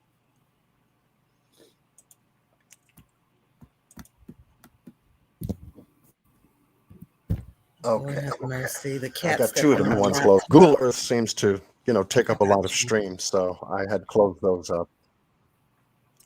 Okay. But yes, I was encouraging the audience to go to the website. Please help Please. find Daniel is the website. Yes. We've got the links being dropped in the chat room, and Yes. you can go to sign the petition, and you Please. can go to donate. $1, Yes. $2, whatever you can, because it helps support the search efforts. It helps to keep Mr. Robinson out there in Arizona. It helps Yes. to help him to organize the search groups, the search parties. I mean, it entails a lot, and Yeah. so any little any little piece of change can help. Do what you can. If you can't do anything but Exactly. click, then click. If you got a dime, do it. And Well, if you come out there to help search, I really definitely need that. yes. If you can't do that, I can also send you flyers. You can pass out Wonderful. flyers in your hometown, because I need awareness. Awareness is one of the biggest key. Yes. We put things out there that translates to volunteers, that translates to funding and things like that. So definitely awareness that people can go out and spread the word. And also it increases my search awareness. You pass out the flyers, that make my search bigger is outside the desert. Yes. Yes. If somebody know anything, heard anything, and it just didn't run back into my son's story, they would hear it. And then Right. they come and maybe leave a anonymous tip or something, Mhm. So I need all of that. I need every aspect, everything. Yes, you do. Yes, you do. That's what we all about too. Yep. Using our voices. David, did you get the email I sent you? I don't think you did. I probably did. It could have gotten lost. You're so busy. I know. So many It's emails okay. coming in at one time. It's okay. It's just the mock-up of Daniel's shirt. Remember we talked and I was going to do some merch to help That's right. for the income. I just wanted to show it to you. Oh, great. So whenever you get to it, no problem. If we would need to make changes, then we will. Okay. Sounds But good. it's active already. So we got to keep you on the ground. If David is not there, y'all, the search is not happening. It's very simple. No one is looking for Daniel but his father. So we need your help. Absolutely. And I am having to search again on you see it up there, January the 8th. And one of the reasons why I stopped the search is, of course, the volunteer was one of the biggest ones. The volunteers that comes out, they a few weeks before this Christmas weekend, they expressed that they want to come out and search on Christmas. And I, as a family man, I have a problem with that because I was planning to go out and searches on my own, me and my investigator, and had the volunteers to stay home because I told my investigator I want them to spend time with their families. They out there every week with me. I'm big on family. I know they really love my family. They want to help with Daniel, but I love them back, and they need to focus on their family. But what gave them the ability to help that is my mother. Like I said, I have family members, to friends, even my group telling me, "Hey, David, go home. We got this for you. Just go get your mind reset. Go home with your family." I kind of refused that until I got that phone call. I don't know if they called my mom or something, but I got a call from her, and when I heard from her, I couldn't refuse that. When they got my ticket early, and I'm here. So you have just a couple of days to spend with your family. Awesome. Yes. That's awesome. Yeah. I know it was hard because I would have been like, look, It was hard. You wake up in the morning and jump up and like, oh my God, I'm missing something, Yeah. So just want to make sure I'm out there doing every effort I can to find my son. If there's anybody's responsibility, it's definitely mine. And I have to do what I have to do to be out there for my son. I think it was Arden's story I was just recently thinking about or looking at, and it's just crazy because there's so many parents doing the job of law enforcement. I mean, this baby girl, they searched for her for like 4 days, and then they called the search off, and this was on a reservation. Oh God, yeah, the family's been doing everything. She was 3. I mean, it's just sad to see, man. And you don't want to take a day off because, again, if you're not there, nobody is. So it's awesome that your volunteers stepped up for you like that. That's huge. Yeah, they do. Yes. Yeah, I have some that's actually going out with my logistic coordinator. He's going out this weekend. And we're keeping that quiet because, like I said, I'm close to public searches. I really want the volunteers to stay home with their families, but I do have a group of people that part of my team that's going out this weekend. I told them I felt a certain way today when I talked to them. I want to be out there, and but they're going to handle that for me this weekend, so I'm really grateful. That's awesome. Seriously, it is. Nope, it wasn't. It wasn't Artie. John, you know who it was? It was Jacqueline and Trezell. That's the West boys, David, the Cal City toddlers, 2 baby boys that vanished from their own backyard a year ago yesterday. That's what it was. And they said, and what reminds me of them is that this damn man, the adoptive dad, he says, both of them actually, they said the cops told us to stay in the house. They said the best are out here searching. And all I can think about is you. Because the best, unless I'm here and my baby's missing, I'm the best, in my opinion. That's right. Right? You feel me? I'm the best. I don't care. FBI, CCI, TTI. You can put all the acronyms together. I'm the best. Right. I tell my family, you're right. I told my family I couldn't rest. If I think that I have to sit back here in South Carolina and call every day. I'm not a crying man. I wouldn't be crying, but I'm talking to this officer every day. Hey, Y'all hear anything about my son today? Right. What y'all did? And he have his legs kicked up. This is how I picture it. Right. His legs kicked up on the desk and say, "Hey, I'm out here now looking for your son." And Mhm. no, we don't have any answers right now. We're trying hard. We're working hard.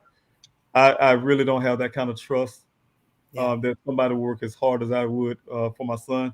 So of course, like you said, I want law enforcement to work very hard to search my son, but I need to be there with them doing it. And so I had to be there to make sure it's happening.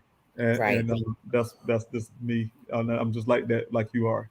Yes, that's right. Don't just tell me, oh yeah, we searched, we didn't come up with nothing day after day after day. Meanwhile, you haven't even searched. Oh my God. Yeah, I had to see the search. That's me. Yes. I feel you. All John, right, I so just came in here and jumped all in your business. I'm oh just no, that's okay. That's okay. I would have done the same thing. But here's the donation page. This goes to a GoFundMe that Mr. Robinson and his family has established on the website. Please, anything.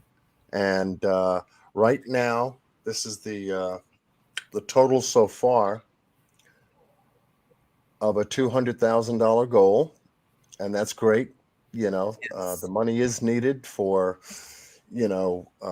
equipment, for more droning, for more searches, for volunteers, for volunteers, rent, for food. This man rent, has a food, second the bills to pay Yeah. out there, and so far, this is where you are. Like I said, a dollar, two, anything you could give helps move this cause forward and helps the Robinson family, get to their son Daniel as quickly as possible. He needs to come home. I really appreciate it. Thank you. Absolutely. And we want to let people know that all of the resources, financial, you name it, contact, the tip line, the anonymous tip line, all is here under one website. Yeah. Beautiful website. There is no other websites out there that is, running this story or in charge of this particular search effort other than the Robinson family's website. That's right. Okay.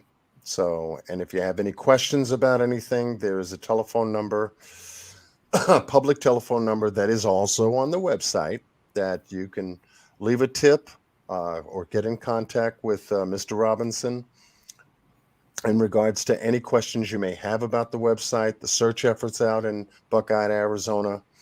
You can leave comments here on the website. Anything that would help support the search efforts. That's the key. That is the key. So remember the marathon, you guys? $1 makes a difference when you're dealing with this many people. It really does. It really does. It does. It really does. That's right. And so we talked about the petition. It's on the website. We talked about the fundraiser, the GoFundMe. It's on the website. Emails on the website. Public tip line on the website. Anonymous tip line on the website. In fact, I have it scrolling at the bottom of our screen. And if you're a video person, have some news articles on the website that you can on the website too. Things like that, right? That's me right there. Yeah, it's an excellent website. I mean, you guys have just put so much work into making sure you find your baby. I love it. I love it. And it's kept it's kept as best up to date as best as you can add the information as you get it, right, Mr. Robinson? That's right. There's a lot going on at one time. So some days I'm like you. Some days you need a break. Yeah, it ended up getting past me on Sunday. I think after I leave the searches, I have 2 searches now. My day off, in a sense, would be on Sunday. I try to, for the last 2 weeks now, watch a football game. No, and, right. And when I do that, the site end up going behind. And so I say, It's still saying the searches from last week, and I had to get it up on Right. Monday, so I do have to catch up sometimes. I'm the only one running the site and things like that, so it takes me time sometimes to update really quickly. This man is literally doing it all of it. That is awesome. That's awesome. This Now is is Daniel and what is it? Is he a Falcon fan? He used to be. He's a traitor. He went to Arizona Cardinals. He often before he went missing, he often started down in my team. And he was a Falcon fan, and then he moved out to Arizona, and been Arizona ever since. Which I know he's proud. He would be really proud of what they're doing this year. But he's an Arizona Cardinals fan. Arizona Cardinals. Oh, okay. Okay. Wow. I thought he'd be a Falcon fan right there next to you, Well, here's something that John, go I'm ahead. sorry. Let me ask this because I feel like I missed something. Well, I know I missed something, right? But Anna said there's a 4x4 Facebook group, something about somebody was shooting in the area. I don't know this guy. What happened? Somebody was shooting in the area, and Daniel said, "Don't be shooting out here," or something, David?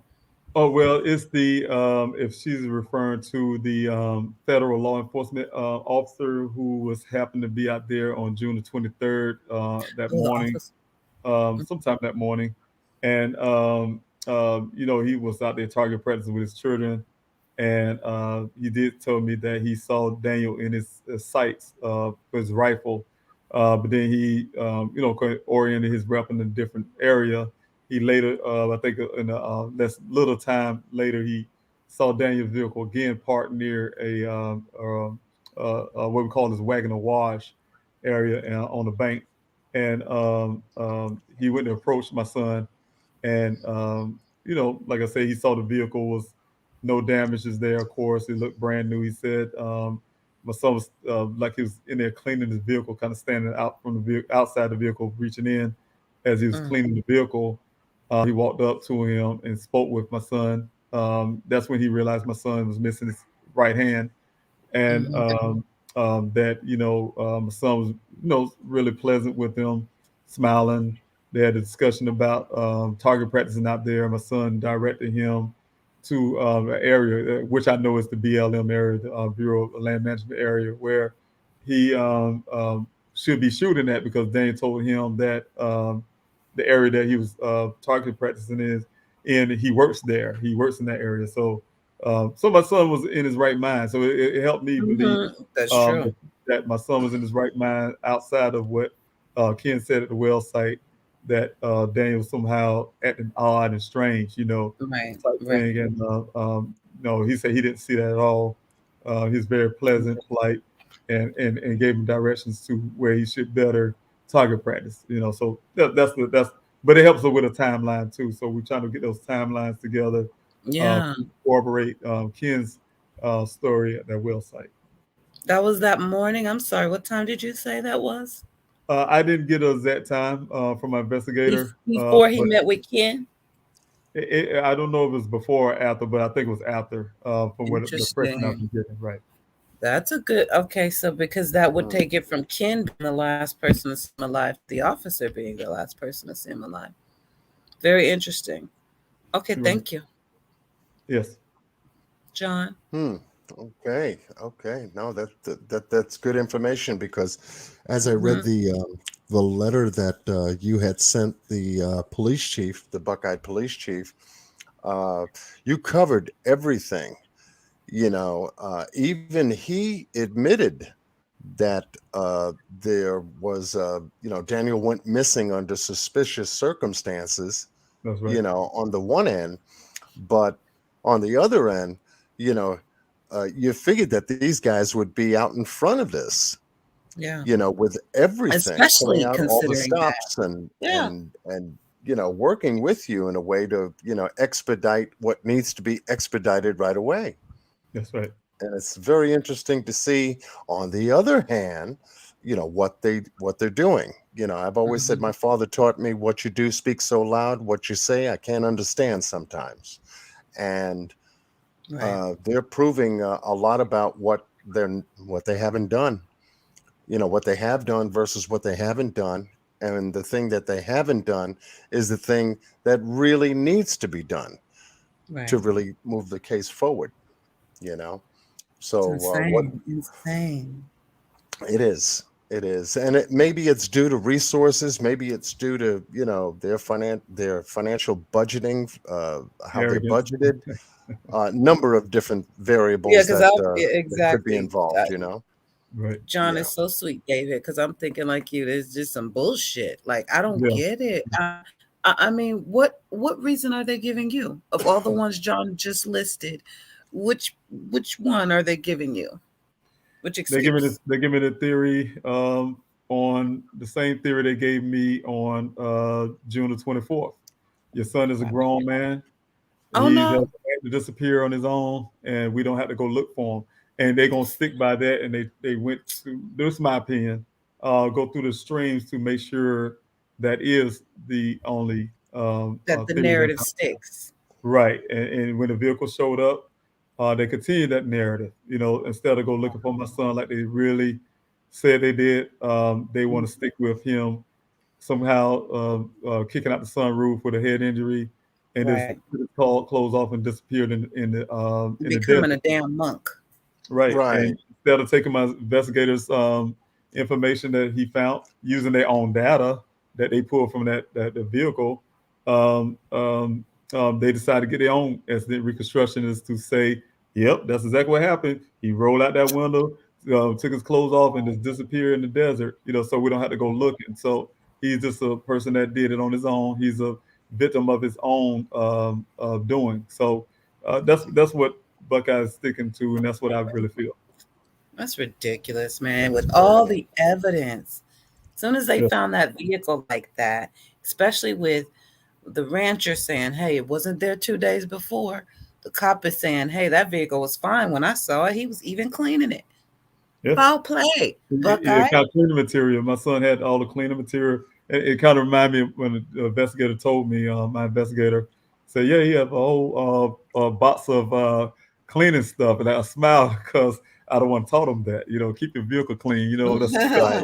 You got to have certain cleaning equipment and, keep that leather, protected and taken care of in your vehicle. So, when I heard that and the products that he was using, I'm like, yep, that's the products I told him about. Boy. Was he using Amara or is that old school? Because that's all I know. It's kind of, they have some other little things. I like to use McGuire type stuff and it is certain. I got lead seats. I don't do a damn thing to them, David. You would hate me. I don't do anything. It's so bad. I mean, they don't look bad. But I'm sure they should be shitty, right? So. Well, it's good. I'll call you for tips. Yeah, especially your leather. Well, we can talk about that. Yes. Yeah. I'll get some tips for real. Yes. But the good thing too is that Daniel is time meticulous. Right. Where he has an alarm for just practically everything that he's doing throughout the course of the day, and that critical information is definitely an area where you have evidence. His phone could actually capture a lot of that timeline evidence for you, to take you through how he set up his day, and then the messages and then the calls that correspond to his timeline and everything. I mean, it's a gold mine to know that, once the phone is forensically examined for, each piece of information that corresponds to Daniel's meticulousness and time, maybe that may draw out some new information that could possibly help. So the phone is true. Pretty much the key factor here. Yeah. Because of his alarms and things. That makes sense. Yeah, his alarms and everything, right. That sounds good. Yeah, I think about you make me want to turn his phone on tonight. So yeah, you're right. You're right. Yeah. Oh, they gave it all back to you. That's right. That's Because right. I thought I saw in the police report that they received back the phone stuff. The police department, anyway. Did they No, not? it's something they did. My attorney, she's looking into it. She feel like it's a crime. Daniel have his rights, his constitutional rights. First of all, Buckeye said they didn't have it at the time. They even told my investigator they're not investigating my sons. That's why they gave me all his things. They even marked Wow. the evidence bag as for safekeeping, and never was marked for uh, uh, evidence. So what I was told recently, and my attorney was shocked about that, and she's looking into it now, is Detective Biffin told me that they cloned the phone, and I was like, okay, is that even legal? Clone it. They didn't ask me, can they clone that phone? They didn't ask Daniel. He can't speak for himself to clone Right. that phone, so they cloned it, and that's what exactly he told me. And so I didn't really understand. So that made me, after I heard that for a couple, I think it was like 2 weeks ago, I didn't want to turn the phone on again because I'm thinking, okay, if the phone is cloned, then they know where I'm at. So I like to keep my locations Yeah. to Yeah, myself private. because I definitely have threats out there, and I like Yeah. to keep myself private. And What the hell they threatening you for? Oh my God. that's something that was going on in the past, and Yeah. I've been out there in Arizona, and that is the question too. Like who threatens a father who's looking for a son, but Yeah. Right. out there. Somebody don't want Yeah, you to find out the truth. right. It's crazies out there, and that's Oh my God. but the thing is, I just like to keep my location private. So Private, Yeah, right. smart. Right. Smart. You don't know who to trust right now. right. Clone the phone. Wow. Jesus. Now, so that tells me, John, somewhere in somebody's mind, this is a criminal investigation, or Oh yeah. I mean, it there's jumps right somebody out in at. cahoots, or there's somebody in cahoots that needs to know every detail from that phone to keep themselves in the loop. Well, there's a lot of things missing out that phone. So Interesting.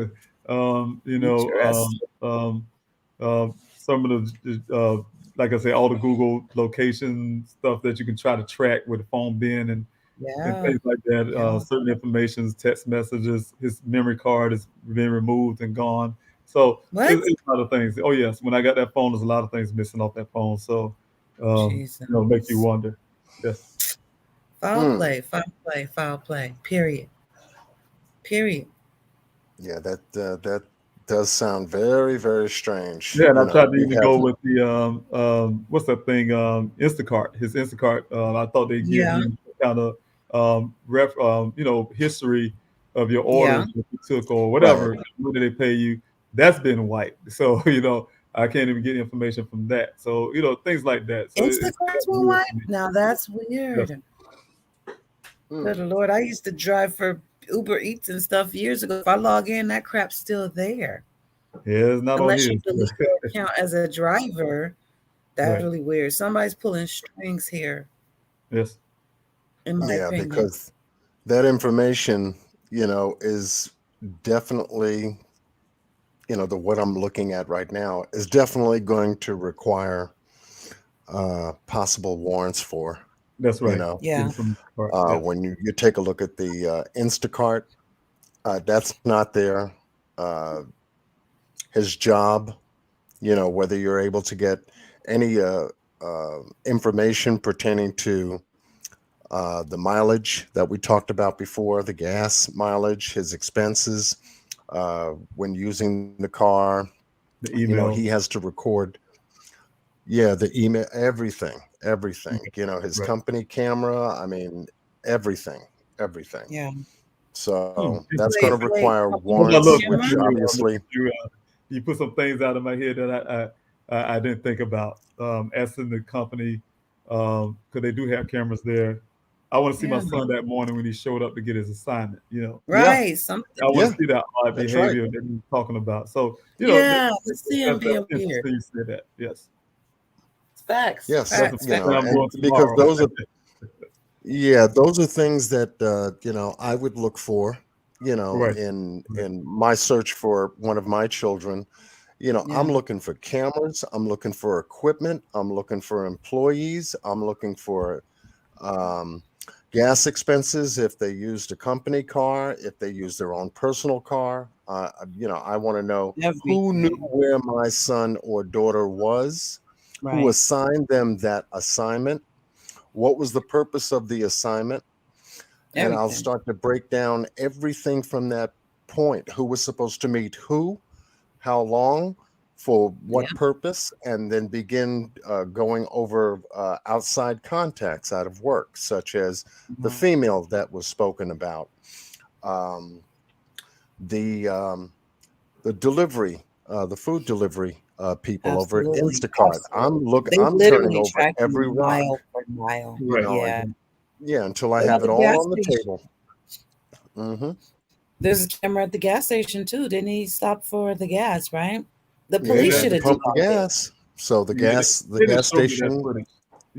They didn't show me that footage, Buckeye, Wow. but they did show me a Waffle House footage A the waffle, day yeah. before he went missing. So I'm still waiting on this footage that Buckeye said they got from that gas station that morning.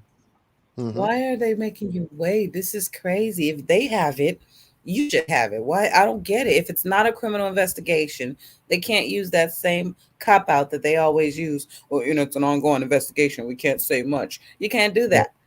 Right. Give this man all the evidence. He's doing the damn work. It just makes sense. Just like Yeah, they gave you the phone and the car, you should have everything. So at least you can do your due diligence. yeah, That's frustrating.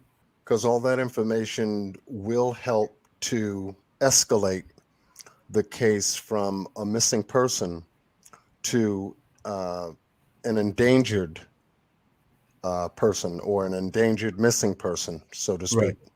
Right. And if you can get that escalation, then that may be, just the tool you need that's going to be strong enough to get That's right. possible FBI attention. Because I would take that same letter, David. I would take that same letter that you wrote to the police chief, email it to the FBI with an attachment, and let them see what you wrote when you wrote that letter and what the response was. And then you can talk to them about having that meeting. Who was in charge of that meeting that didn't contact me when Right. I requested you guys to have the meeting in the first place? That's right. Crazy. And I sent a Why second letter wasn't I present at that requesting meeting? that. Right. I do Exactly. have a second letter that I requested to be Oh, a good. part of that case briefing. Yes. Wow. Great. Just mishandled, completely mishandled, and now they're covering their butts. This is crazy, Buckeye.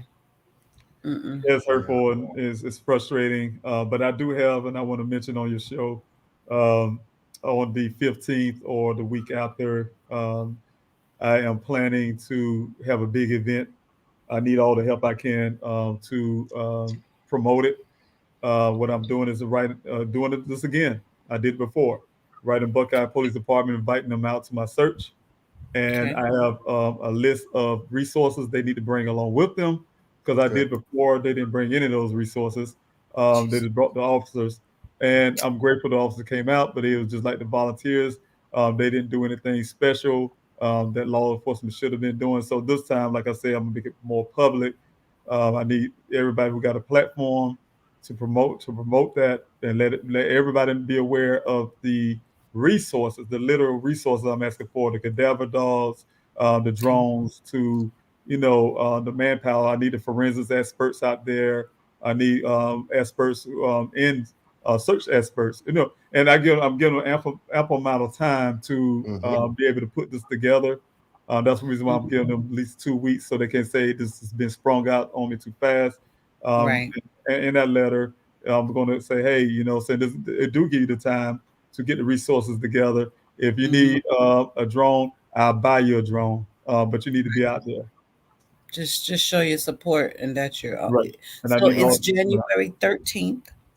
The 15th, I think, is that weekend after my next search, or it may be the weekend after that. So I'm putting that together this weekend, and I'll have it on Okay. my website. We'll find it on the website. For sure date. Yes, it'll be on the website. Okay. We will promote the hell out of that. Yep. Yeah, because that the 15th, January 15th, that is 2 days before my oldest daughter's birthday. Oh, wow. Great. And And it's a day after my son Dane's birthday, so it's yeah. yes. Dane, is that the one that has been on the news with you? Say it again. You said Dane is your son's name? Daniel, yes. Oh, Daniel. Oh, okay. I thought you said a different name. Oh no, Because no, I've been, Daniel. His birthday is January the 14th. Yes, so that's it's right. coming up. He's gonna be Yeah, 25, right? that's correct. 25. Yep. Yeah. Awesome. So I remember when I was 25. Ooh, boy. Ooh, hey, watch out. That was I back know, me too. your other son So, folks, don't is forget awesome as well. to visit The one that goes the on with website. you. We got a lag, John. Sorry. Yeah, no problem. No problem. No, We've had a you lot can of go ahead and compliments. repeat because I didn't hear what you said. Oh, I was just complimenting David's other son, the one that goes on the news with them and everything. A lot of people are you guys are just so well spoken and well behaved, honey. Because listen, it will be a few cuss words they'd have to beep out if it was Q on there. You do so well. I'm telling you, you do. I tell you what, there's a lot of things going in your mind sometimes, though. So, Ooh, I but bet. Like, yeah, a lot of things I could say, I don't say it. I be very, I timely say what I need to say. I say it in a different way, and I still say it again. Say it anyway, but I say right. it in a way that I can. So, and it Yeah, you gotta be politically correct and shit, right? Okay. I just hope in the background, when you get a chance, you cussing a few folks out because they did wrong. That's They right. did wrong. The Oh yeah, Kaylin and I Keaton did it for on the me. ground out there. Cause I'll be honest with you, I had to use some select hard words at the officer when they call our human bones, animal bones out there in that desert. And I thought about Oh, the volunteers' hard work out there. We out right. there looking for things, and they keep calling them animal bones, and they end up being human bones like Mm-mm. we knew in the first place. So yeah, that's the one time that I did let You all lost. everything loose. Well, because they're trying to disregard the hard work. I That's get it. right. Right. Yeah, Yeah. it's like, don't tell me it's no damn animal bone. We're not crazy out here. Yes. We're not just out here for fun, hoping we find, you know what I mean? We don't want to find this stuff. Right, exactly. Exactly. We Okay. run into it. We have to Report it. document it and report it. And then you have to pray it's not your son. Who the hell wants to go through that? That's the hardest part. Yeah, every time it's scary. Just Come looking on. at those things, and you can determine. You kind of almost can tell. At this point, I can now which ones are older, and you kind of get an Mhm. idea of what's been out there a long time and what happened. So, How many have y'all found? well, I count up to 8 so far Jesus. since I started. Wow. Right. Jesus. Come on, FBI. Yes. Come Yeah. on, man. Something's going on out there. Oh yeah. Oh yes. Oh yes. Well, to And begin so escalating a bit from our side, what we were able to do, Miss Q and I'll just screen share this, Q squared. is we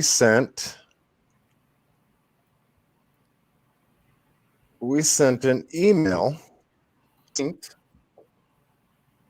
John, You can you guys get can that little see porn the clip out of there? December I'm not logged 17th. into YouTube. I'm gonna log in right now, but there's porn. There's a porn link in the chat. Sorry. Oh, okay. On December 17th at 2:18 p.m., we've taken the liberty of sending an email to Midwest EquiSearch for you. oh wow, thank you. Yep. Yeah, and I don't know if you could see that. Yes, I can. Okay. That went out on the 17th, and it states, to Mr. Dave Rader and to Mr. Tim Miller of Midwest EquiSearch team. My name is John Q, and I have a YouTube channel.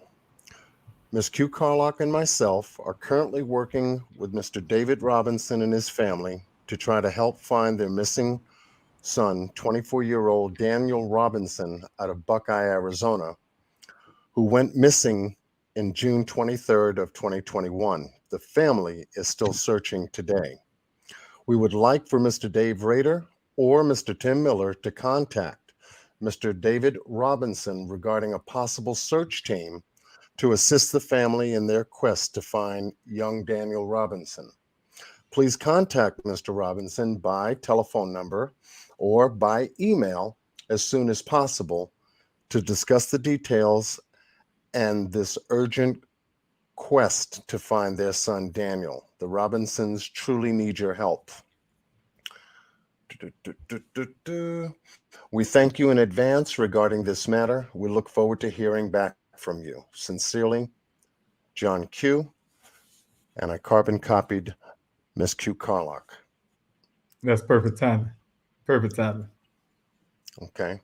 So hopefully, they get back to us maybe after the Christmas holidays in reference to your quest for their assistance, your request for their assistance. And hopefully they come across Miss Yunu from content creator on YouTube that has covered the story. Right. Also, I know tonight Mr. Chris Madonna from the interview room is now looking into assist. And likewise, ourselves, the Grizzlies. Yeah, the Grizzlies from Grizzlies True Crime. So you're starting to build a YouTube team that is, helping this case to, march forward. Right. Everybody pick it up, say his name, do what you can. AV Watchman, we need to talk to AV. AV has a dog he's been training as a cadaver dog. Now he's in California, but he does travel. So maybe Doug No Thanks has drones. Some of these resources you need, some of these YouTubers have them. That's right. Yeah, and we have people come out with drones and things like that to help. But I talked to my team, and I recently decided to put at least two drones on our team. Go ahead and purchase two to add to our search because we have weekends where people with drones may not show, and so we can't have that inconsistency. So we definitely need to have some of those equipments that we have ourselves. So I made a decision, and we're doing that now. My smart. And my logistic coordinator going to have drones that we can utilize every time out there in the search. So beautiful, very smart. Great use of the money. Great use of the money. Your own drone, anytime you want to throw it out there. I love it. Yep. Right. I would have did that. See, so now you have a follow-up piece to give Midwest EquiSearch a phone call.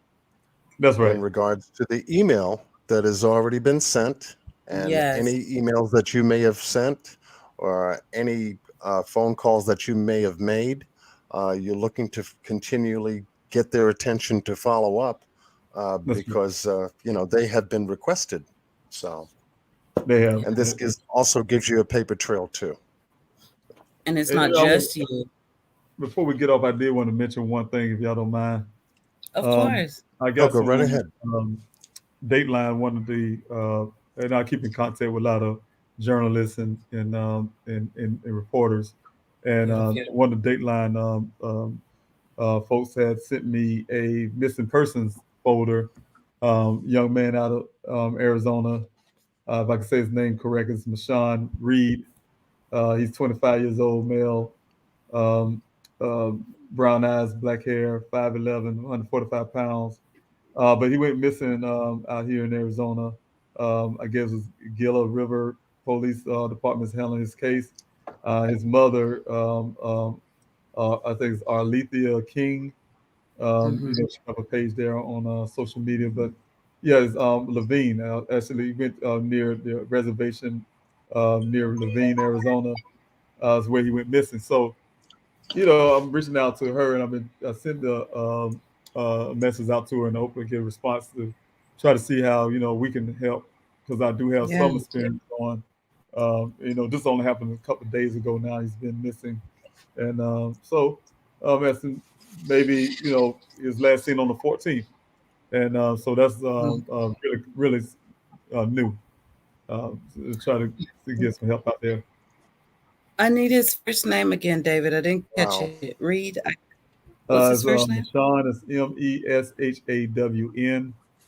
I can't say the middle name is Keanu, and last name is Reed, Reed. Keanu Reed. Interesting. His middle name, Meshawn Keanu. Been missing since December 14th. Last seen, yeah, I see it. Yes. And another one. Oh, he's MIP. That's what I was just reporting on the little girl, the 3-year-old I was just talking about. She was MMIP. Oh my God. Okay, thank you, Daniel. Yeah, we'll spread the word for them too. That's right. David, I'm sorry I caught you, Daniel. Oh, that's okay. Yeah, I hear it all the time. Me and Daniel's names Do you together. really? Yeah, it happens all the time. Believe it or not, it happens all the time. Sorry.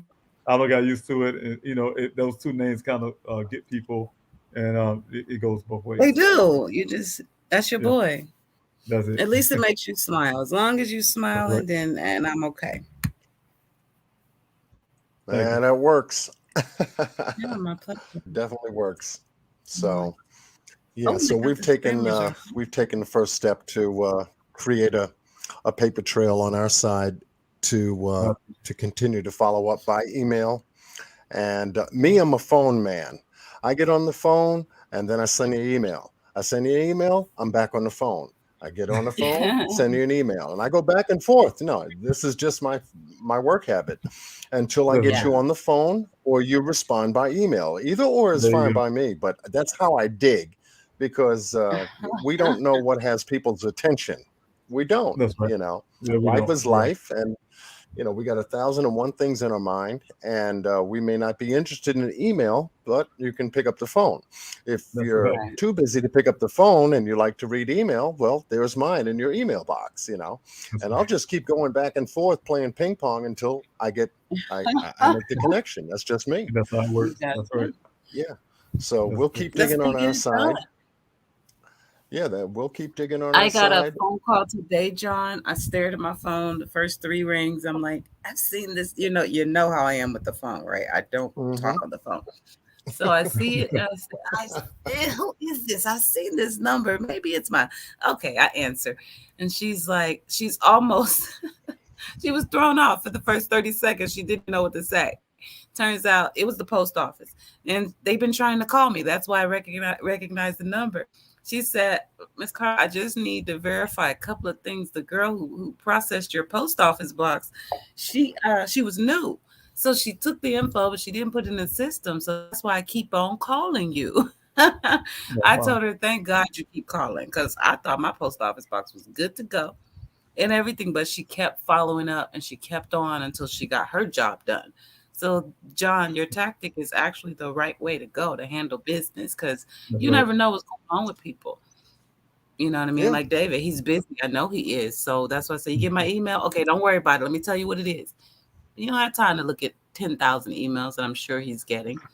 So you may have to follow up with a phone call. Yeah, it's a lot of reading. It's a lot of reading. It's a lot of phone calls. And, one thing I'm happy about is the connection that we were able to make, Mr. Robinson and I, where I called him, left a message, and he called me back. He left a message, and then I picked up on his message. I called him back, and then we finally got a chance to talk. So, I just didn't know what his schedule was or anything, but I said, okay, well, I'll call again before I go to bed. And, and we were able to talk.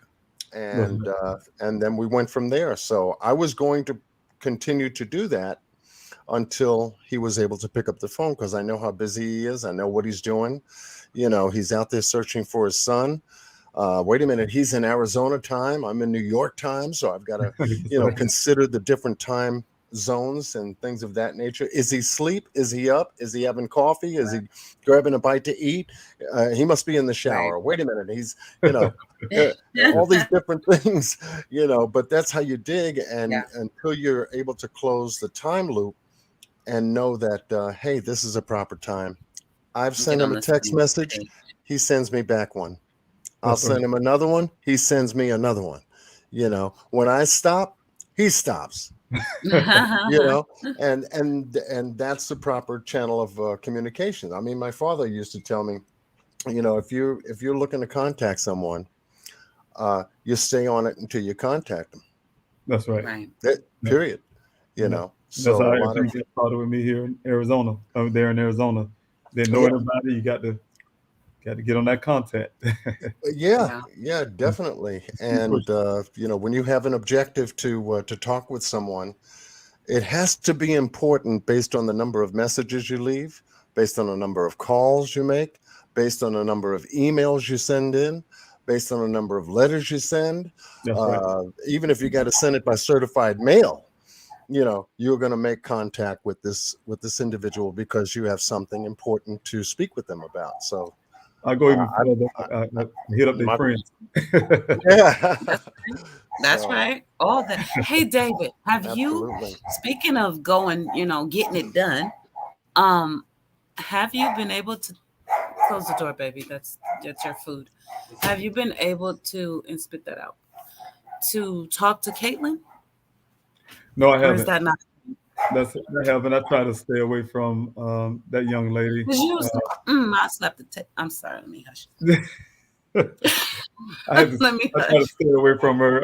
You know, and, you know, I kind of look at it two ways. I don't rule anything out. I can't say that, but I at the same time, I try to let the investigation go in that direction because I sometimes take it as a young person trying to defend themselves somehow, and at the same time doing a bad job at it.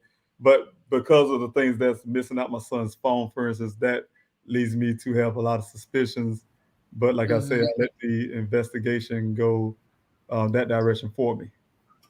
Yeah. Do you believe that they're investigating her, or you just don't want to mess with her right now? They don't have to. I got other means. Okay, good. Thank God. You know, I'm a person like this. You know, I would. Well, I won't want to spill my beans, but I feel you. No, as a father, I have my own individual. That's right. It's things getting going done. on. I'll just put it that way. That part, I love it because they ain't on that. They not on that. I have another question about the cell phone. Since you have it, what am I not understanding? Because I've only heard one big creator who has covered Daniel. He actually sent me a big old PDF. John, I shared it with you.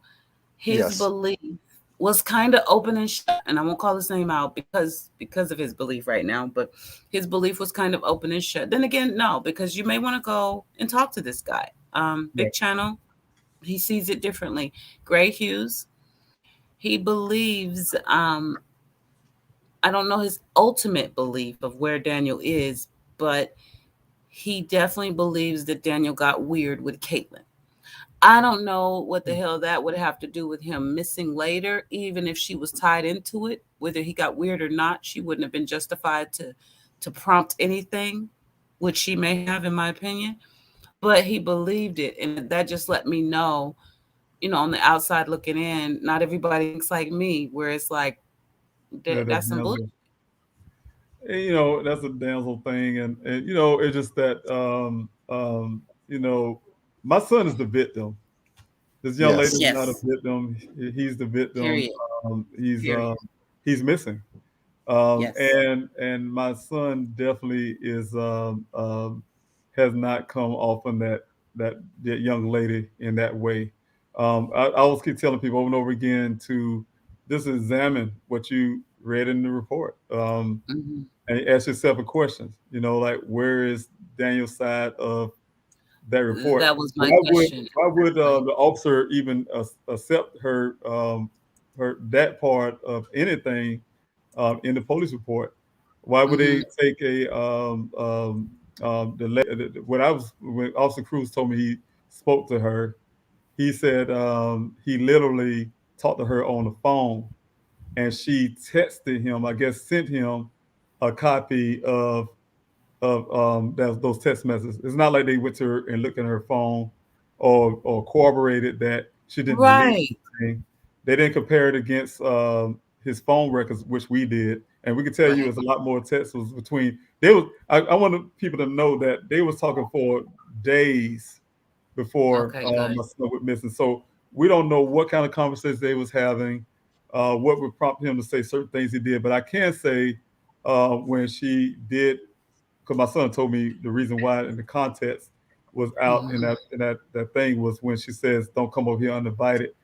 That was because he went in her yard after he tried to contact her and let her know that he left the canopy in her backyard. Which I asked my son. I mean, I ain't asked him, but I was wondering why his canopy would be in her backyard, which I was doing in the backyard that night. You know, when he spent the night over there, and you know, he went to go retrieve that canopy, and she saw him where he told me on his. I don't know if he said ring. I can't remember saying ring, but he said on the cameras. She saw him. She wouldn't answer her text that he telling me. This is from my son, and he went to go retrieve it. That's what she said. He told me she texted him, say, "Don't come over here uninvited." So it was out of context.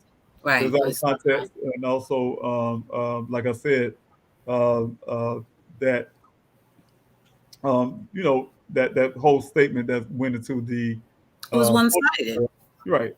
And you know, and they would if they had the phone for a whole week and a half, Buckeye Police Department, you would think they would say, you know, we couldn't corroborate that because Daniel's messages between those two was erased for whatever reason out the phone. Wow, okay. Memory card thing, or you know, it would have been something like that. But you know, there's certain things that they selectively put in. They rather put in a report a conversation between two young people instead of putting the information about Brandon, who found the vehicle and said it wasn't here 2 years before. They won't put those statements in there. They won't talk to the other guy who's been begging for Buckeye to take his statement.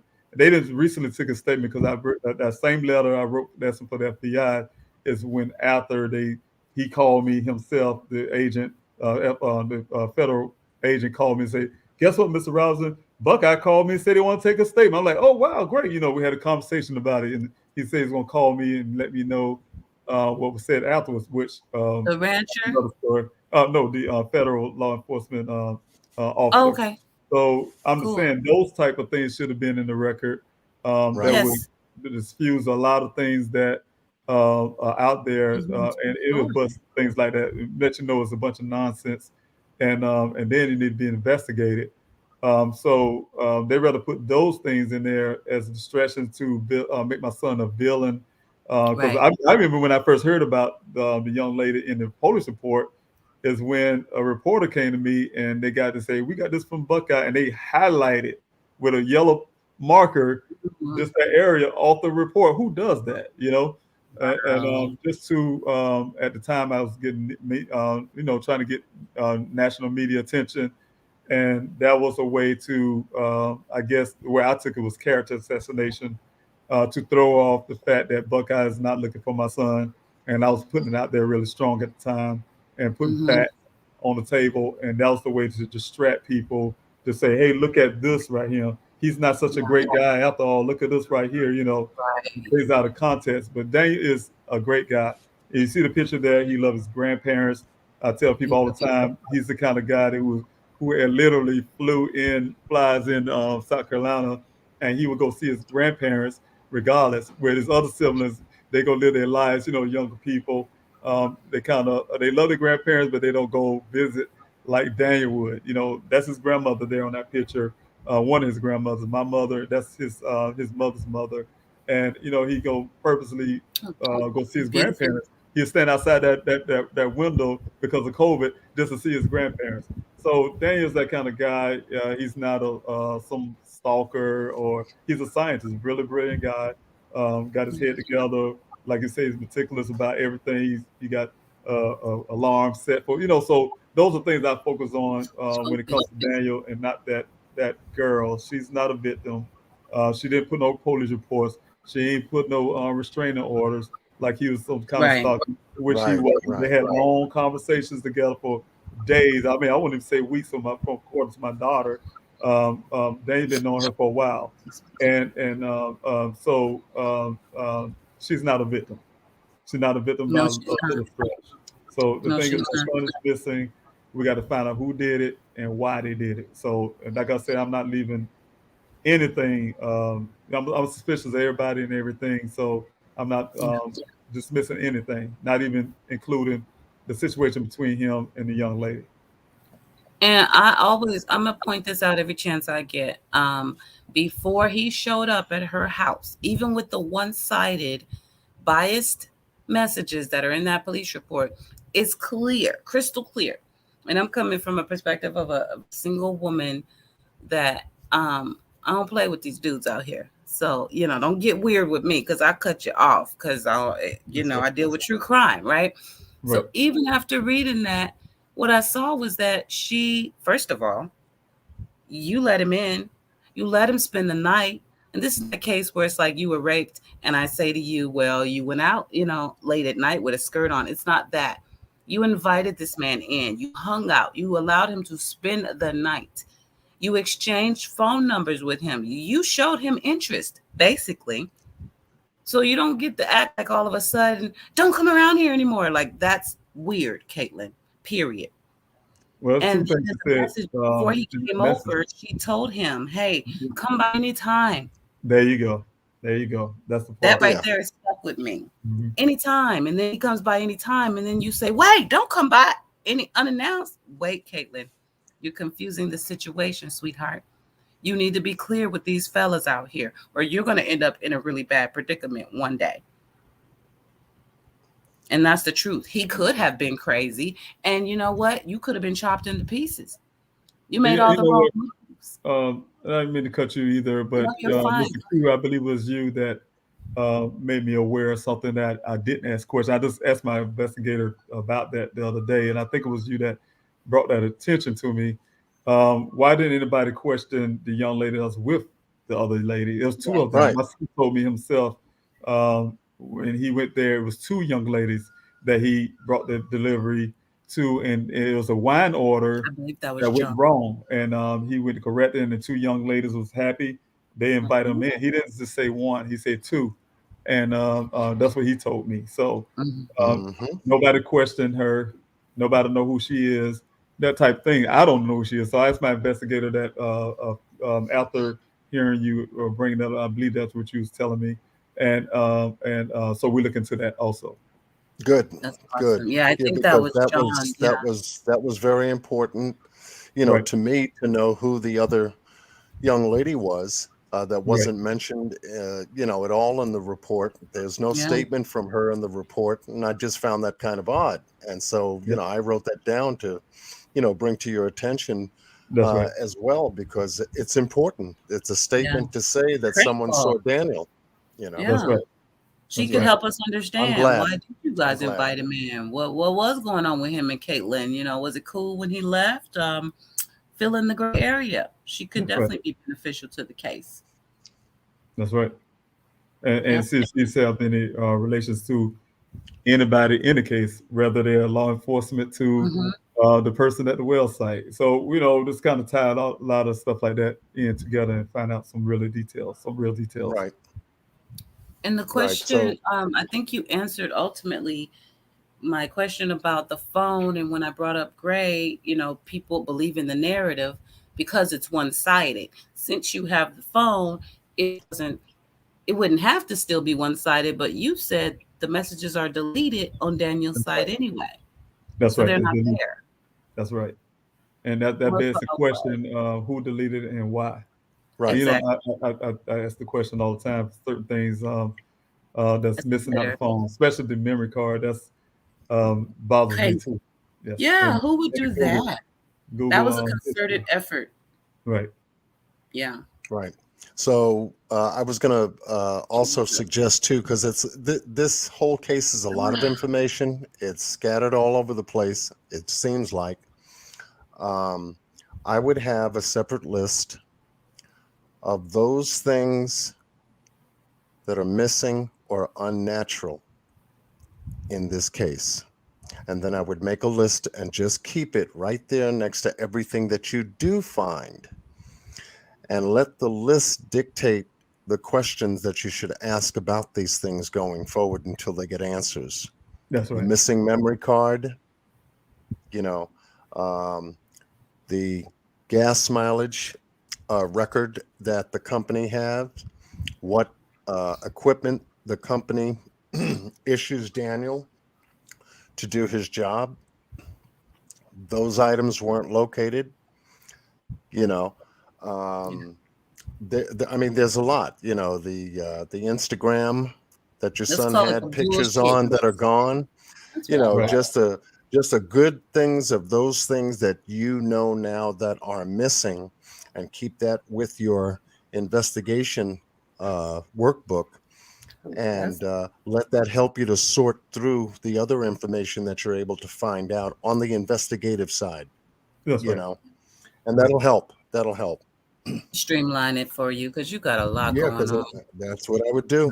I said everything that was unnatural and missing, I need to find, That's right. because You have a good those are head. going to be the answers that you're going to need to have.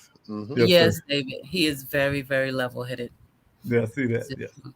Organized. I'd be like John when I Yeah. grow up, you know. That's right.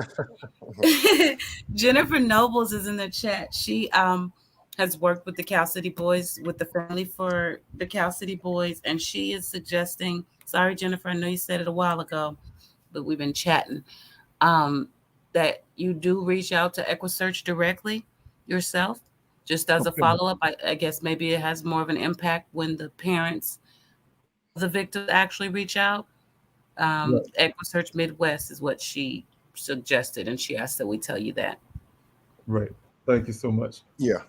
You're Yeah. welcome. Well, he definitely has a point of reference now, because, you know, they have an email, they got a Yep. phone call, you know, In a reference and if to I'll come around the corner after Christmas again and send them a call second it email, again. make another phone call.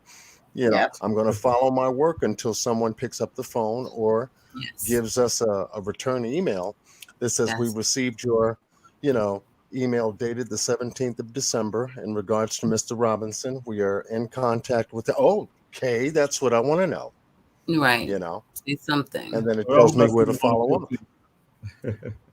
That'd Say be that awesome. again, Dave. I would love Yeah. to see them out there on the 15th or the week after. That'd be awesome. Yeah, that would be excellent. I mean, listen, be 8 great. different bones or remains.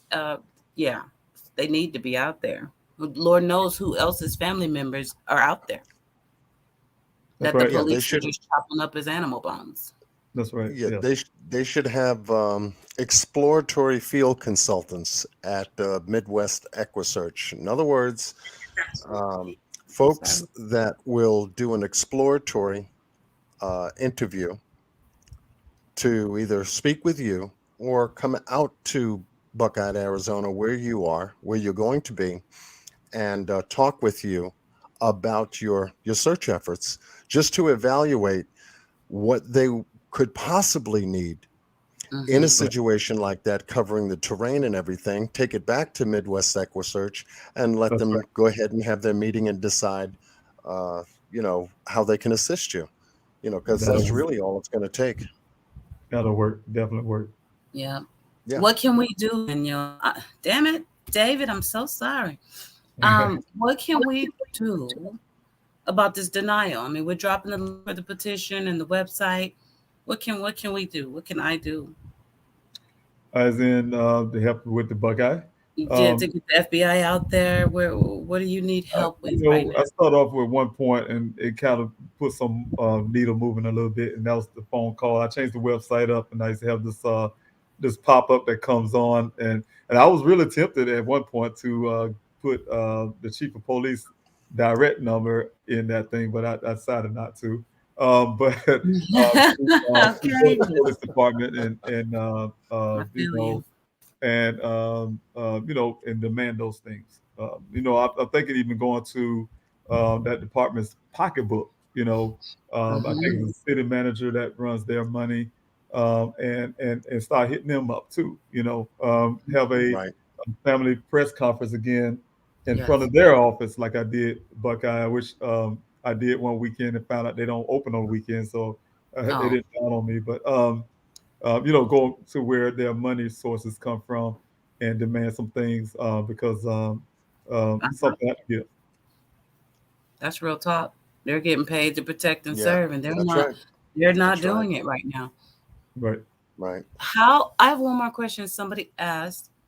Who asked me this? Good Lord. I can't remember, but they were just asking about his mother.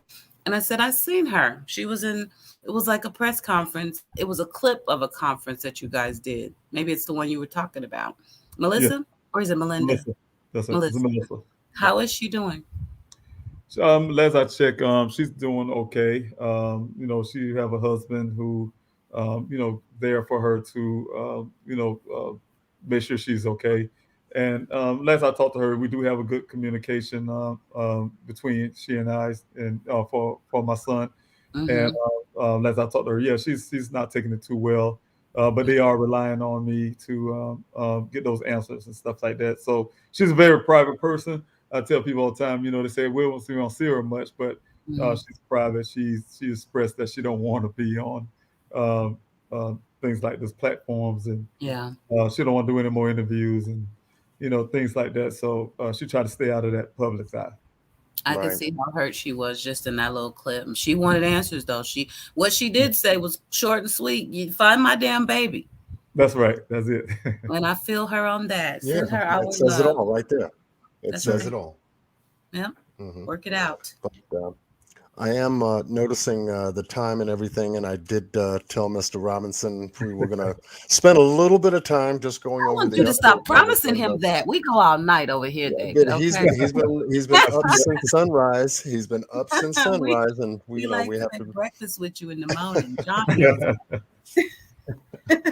So, thank you for your time. We do appreciate you. Oh, yes. And will you come back? Will you? Yes. Will you yes, of course. Definitely come back and give us an update. I know that the holidays are going to be swinging through, and I'm just so glad that you're able to be home, be with the family, and hold them tight, hug them tight, keep them close, and then get ready in a short period of time to turn around and get back out there and hit the pavement again, So but just take that one day if you can, have him in your heart and your spirits, and embrace the family that is right there with you, because you need that. That's your support. That's your recharging to keep on doing what you're doing, because you are the key. That's right. That's right. I gotta keep going. Yep. That's it. Thank you for your support and everything. You got it. You got Absolutely. it. You had it before we even met you, so you got it tenfold now. Thank you. Yeah, and it's starting to multiply, and that's what I enjoy seeing. Now other channels are going to want your time and attention, which multiplies your work over social media now, over YouTube, over Facebook, over Instagram, over all of the platforms and everything, and that's the power of social media. Once we get it and we run with it, then it'll start to slowly but surely, the word will start to get out, and it's almost like a wave coming in from the ocean hitting the shore. I got you right. It comes in a ripple, and it goes back out as a ripple. Until it becomes a wave. A little baby, and then somebody just, helps it to grow. That's what I feel like when I look back at like a McKinsey case, and it's like, dang, that little baby's all grown up now, because the bigger channels pick it up, start talking about it, and that's what we want. We have no desire to just sit here every Wednesday and be like, we talked to David. Like, what the hell can that help? You know what I mean? We want to spread the awareness. We want the word out. We want other people to see you and go, hey, that's the case I want to talk about too. The more, the better, for real. And that helps a whole lot. And I really appreciate it. Like I said, without you guys, it definitely wouldn't get out there. And I really appreciate it. I need that. We're going to keep it out there. Lip Lock No More is in chat. I think she's still here. She's already covered him in a video. And she did say tonight she'll be going live about him too, just so you know. There's another one. Oh, thanks. Another one. Thank you. And another one. I hope they talk to them too. Yeah, you can talk to the block. She's adorable. Yes, absolutely. Old school too. Old school. Yes. Yeah, she'll definitely give him some. That's for sure. Oh, she gonna give it to him. Oh yeah. I love her. We'll have her reach out to you, David. Okay, thank you. Yeah, we'll make sure that you get the right connection. That's for sure. And shout out to you, New, because we know your information and that you were so reachable because of her. We were just covering Daniel. We're not all about, let's get him on the channel. We just want to help. But when we found out that you were willing to come out, then we were like, well, shoot, we should have him here. We're talking about his baby. And John reached out. Boom, boom, boom. So it's a domino effect, y'all, when we work together. That's right. Because I'm also subscribed to the Grizzlies. And also, they're a fantastic group, fantastic channel. I like the way I think it's Gisela, the way she covers the story with you. So she's got a dynamic team over there too. So okay. Did we drop the link for the Grizzlies in the chat, moderators? Please. Yes. And the webpage. Excuse me, webpage. Yeah, a lot of her followers is my volunteers. They come out to the searches. So, the Grizzlies do show up. Great, definitely. And we're glad to be a part of a moving team on this particular case because, with us all together, we'll get the results we're looking for. That's the only way. That's for sure. Only way. Absolutely right. Absolutely. So don't forget, please visit, if not tonight, do it first thing tomorrow. Please visit the website. Do it tonight. Okay, please find Daniel. Yeah, do it before you go to bed. Do it real quick. And if you haven't hit the petition, hit the petition. If you've got a buck or two, you want to make a donation, please make that donation because those dollars do keep Mr. Robinson out there, boots on the ground, organizing his team to continue searching for Daniel because I believe, it's going to be a short period of time. It's just my feeling that you will find Daniel. You will find him and you will bring him home. Either way, you will bring him home. That's right. And you guys, we'll drop the link in a little while. Daniel has merch in my store. And every dime, you already know, 100% of the profits will go to David Robinson's GoFundMe to keep him doing whatever he needs to do for his baby. So please, when you get a chance, go shop it. That's right. Thank you. God bless you. Amen. Yes. Okay, Mr. Robinson. Well, much love to you and the family. We've got a lot of work ahead of us, but you know that you've got a team that's working with you too. You're not alone. And some prayer warriors, low key. We got you. Yes. Prayer is the key. That's it. God gave us. Amen. Right. You can say that. Amen. Amen. We got you. Merry Christmas. Right. Merry Christmas, baby. Yes. Merry Christmas to you. Thank you. Okay, Mr. Robinson. Have a good evening, and we'll speak to you soon. Yes, sir. Yes. I'm gonna text you those photos since you can't get to your email. So I'll text you so you can see what's in the store. Okay? That'll make it a whole lot. Thank you so much. Oh, don't worry. I'm a texter too. It's a love connection. Perfect. That's right. There you go. Thank you, David. You have a good evening. Oh, you too. Thank you. God bless. God bless you. Ooh, that man is in a position, Lord. I pray to God I never have to stand in his shoes. But thank God we can be here for him. Absolutely. And all of you in the chat that joined us for special Q Squared Live with Mr. David Robinson and the Robinson family giving us an update on the case. If you're brand new here, please subscribe. We're going to be following this case as it unfolds. We're looking into it from an investigative point of view, as well as an exposure to the story to get the word out. So let the folks know that we need to get assistance for this family to find Daniel, their son. Yep, and he needs to be on the damn news. Come on, this story is not big enough. He's been missing. This is frustrating. I'm gonna vent now for just a second, because y'all know I love all my babies, but this whole Gabby thing, Summer thing, and then you get little Arden that I talked about earlier, and you get Daniel. There's Randy. Did you see the Sylvia thing in the chat? It's exactly, Anna. It's been 6 months, just like Summer, but you don't hear his name. You understand? You can't fill a room with thousands of people when you say Daniel Robinson. Why the hell not? What's different? A person went missing. A human being vanished.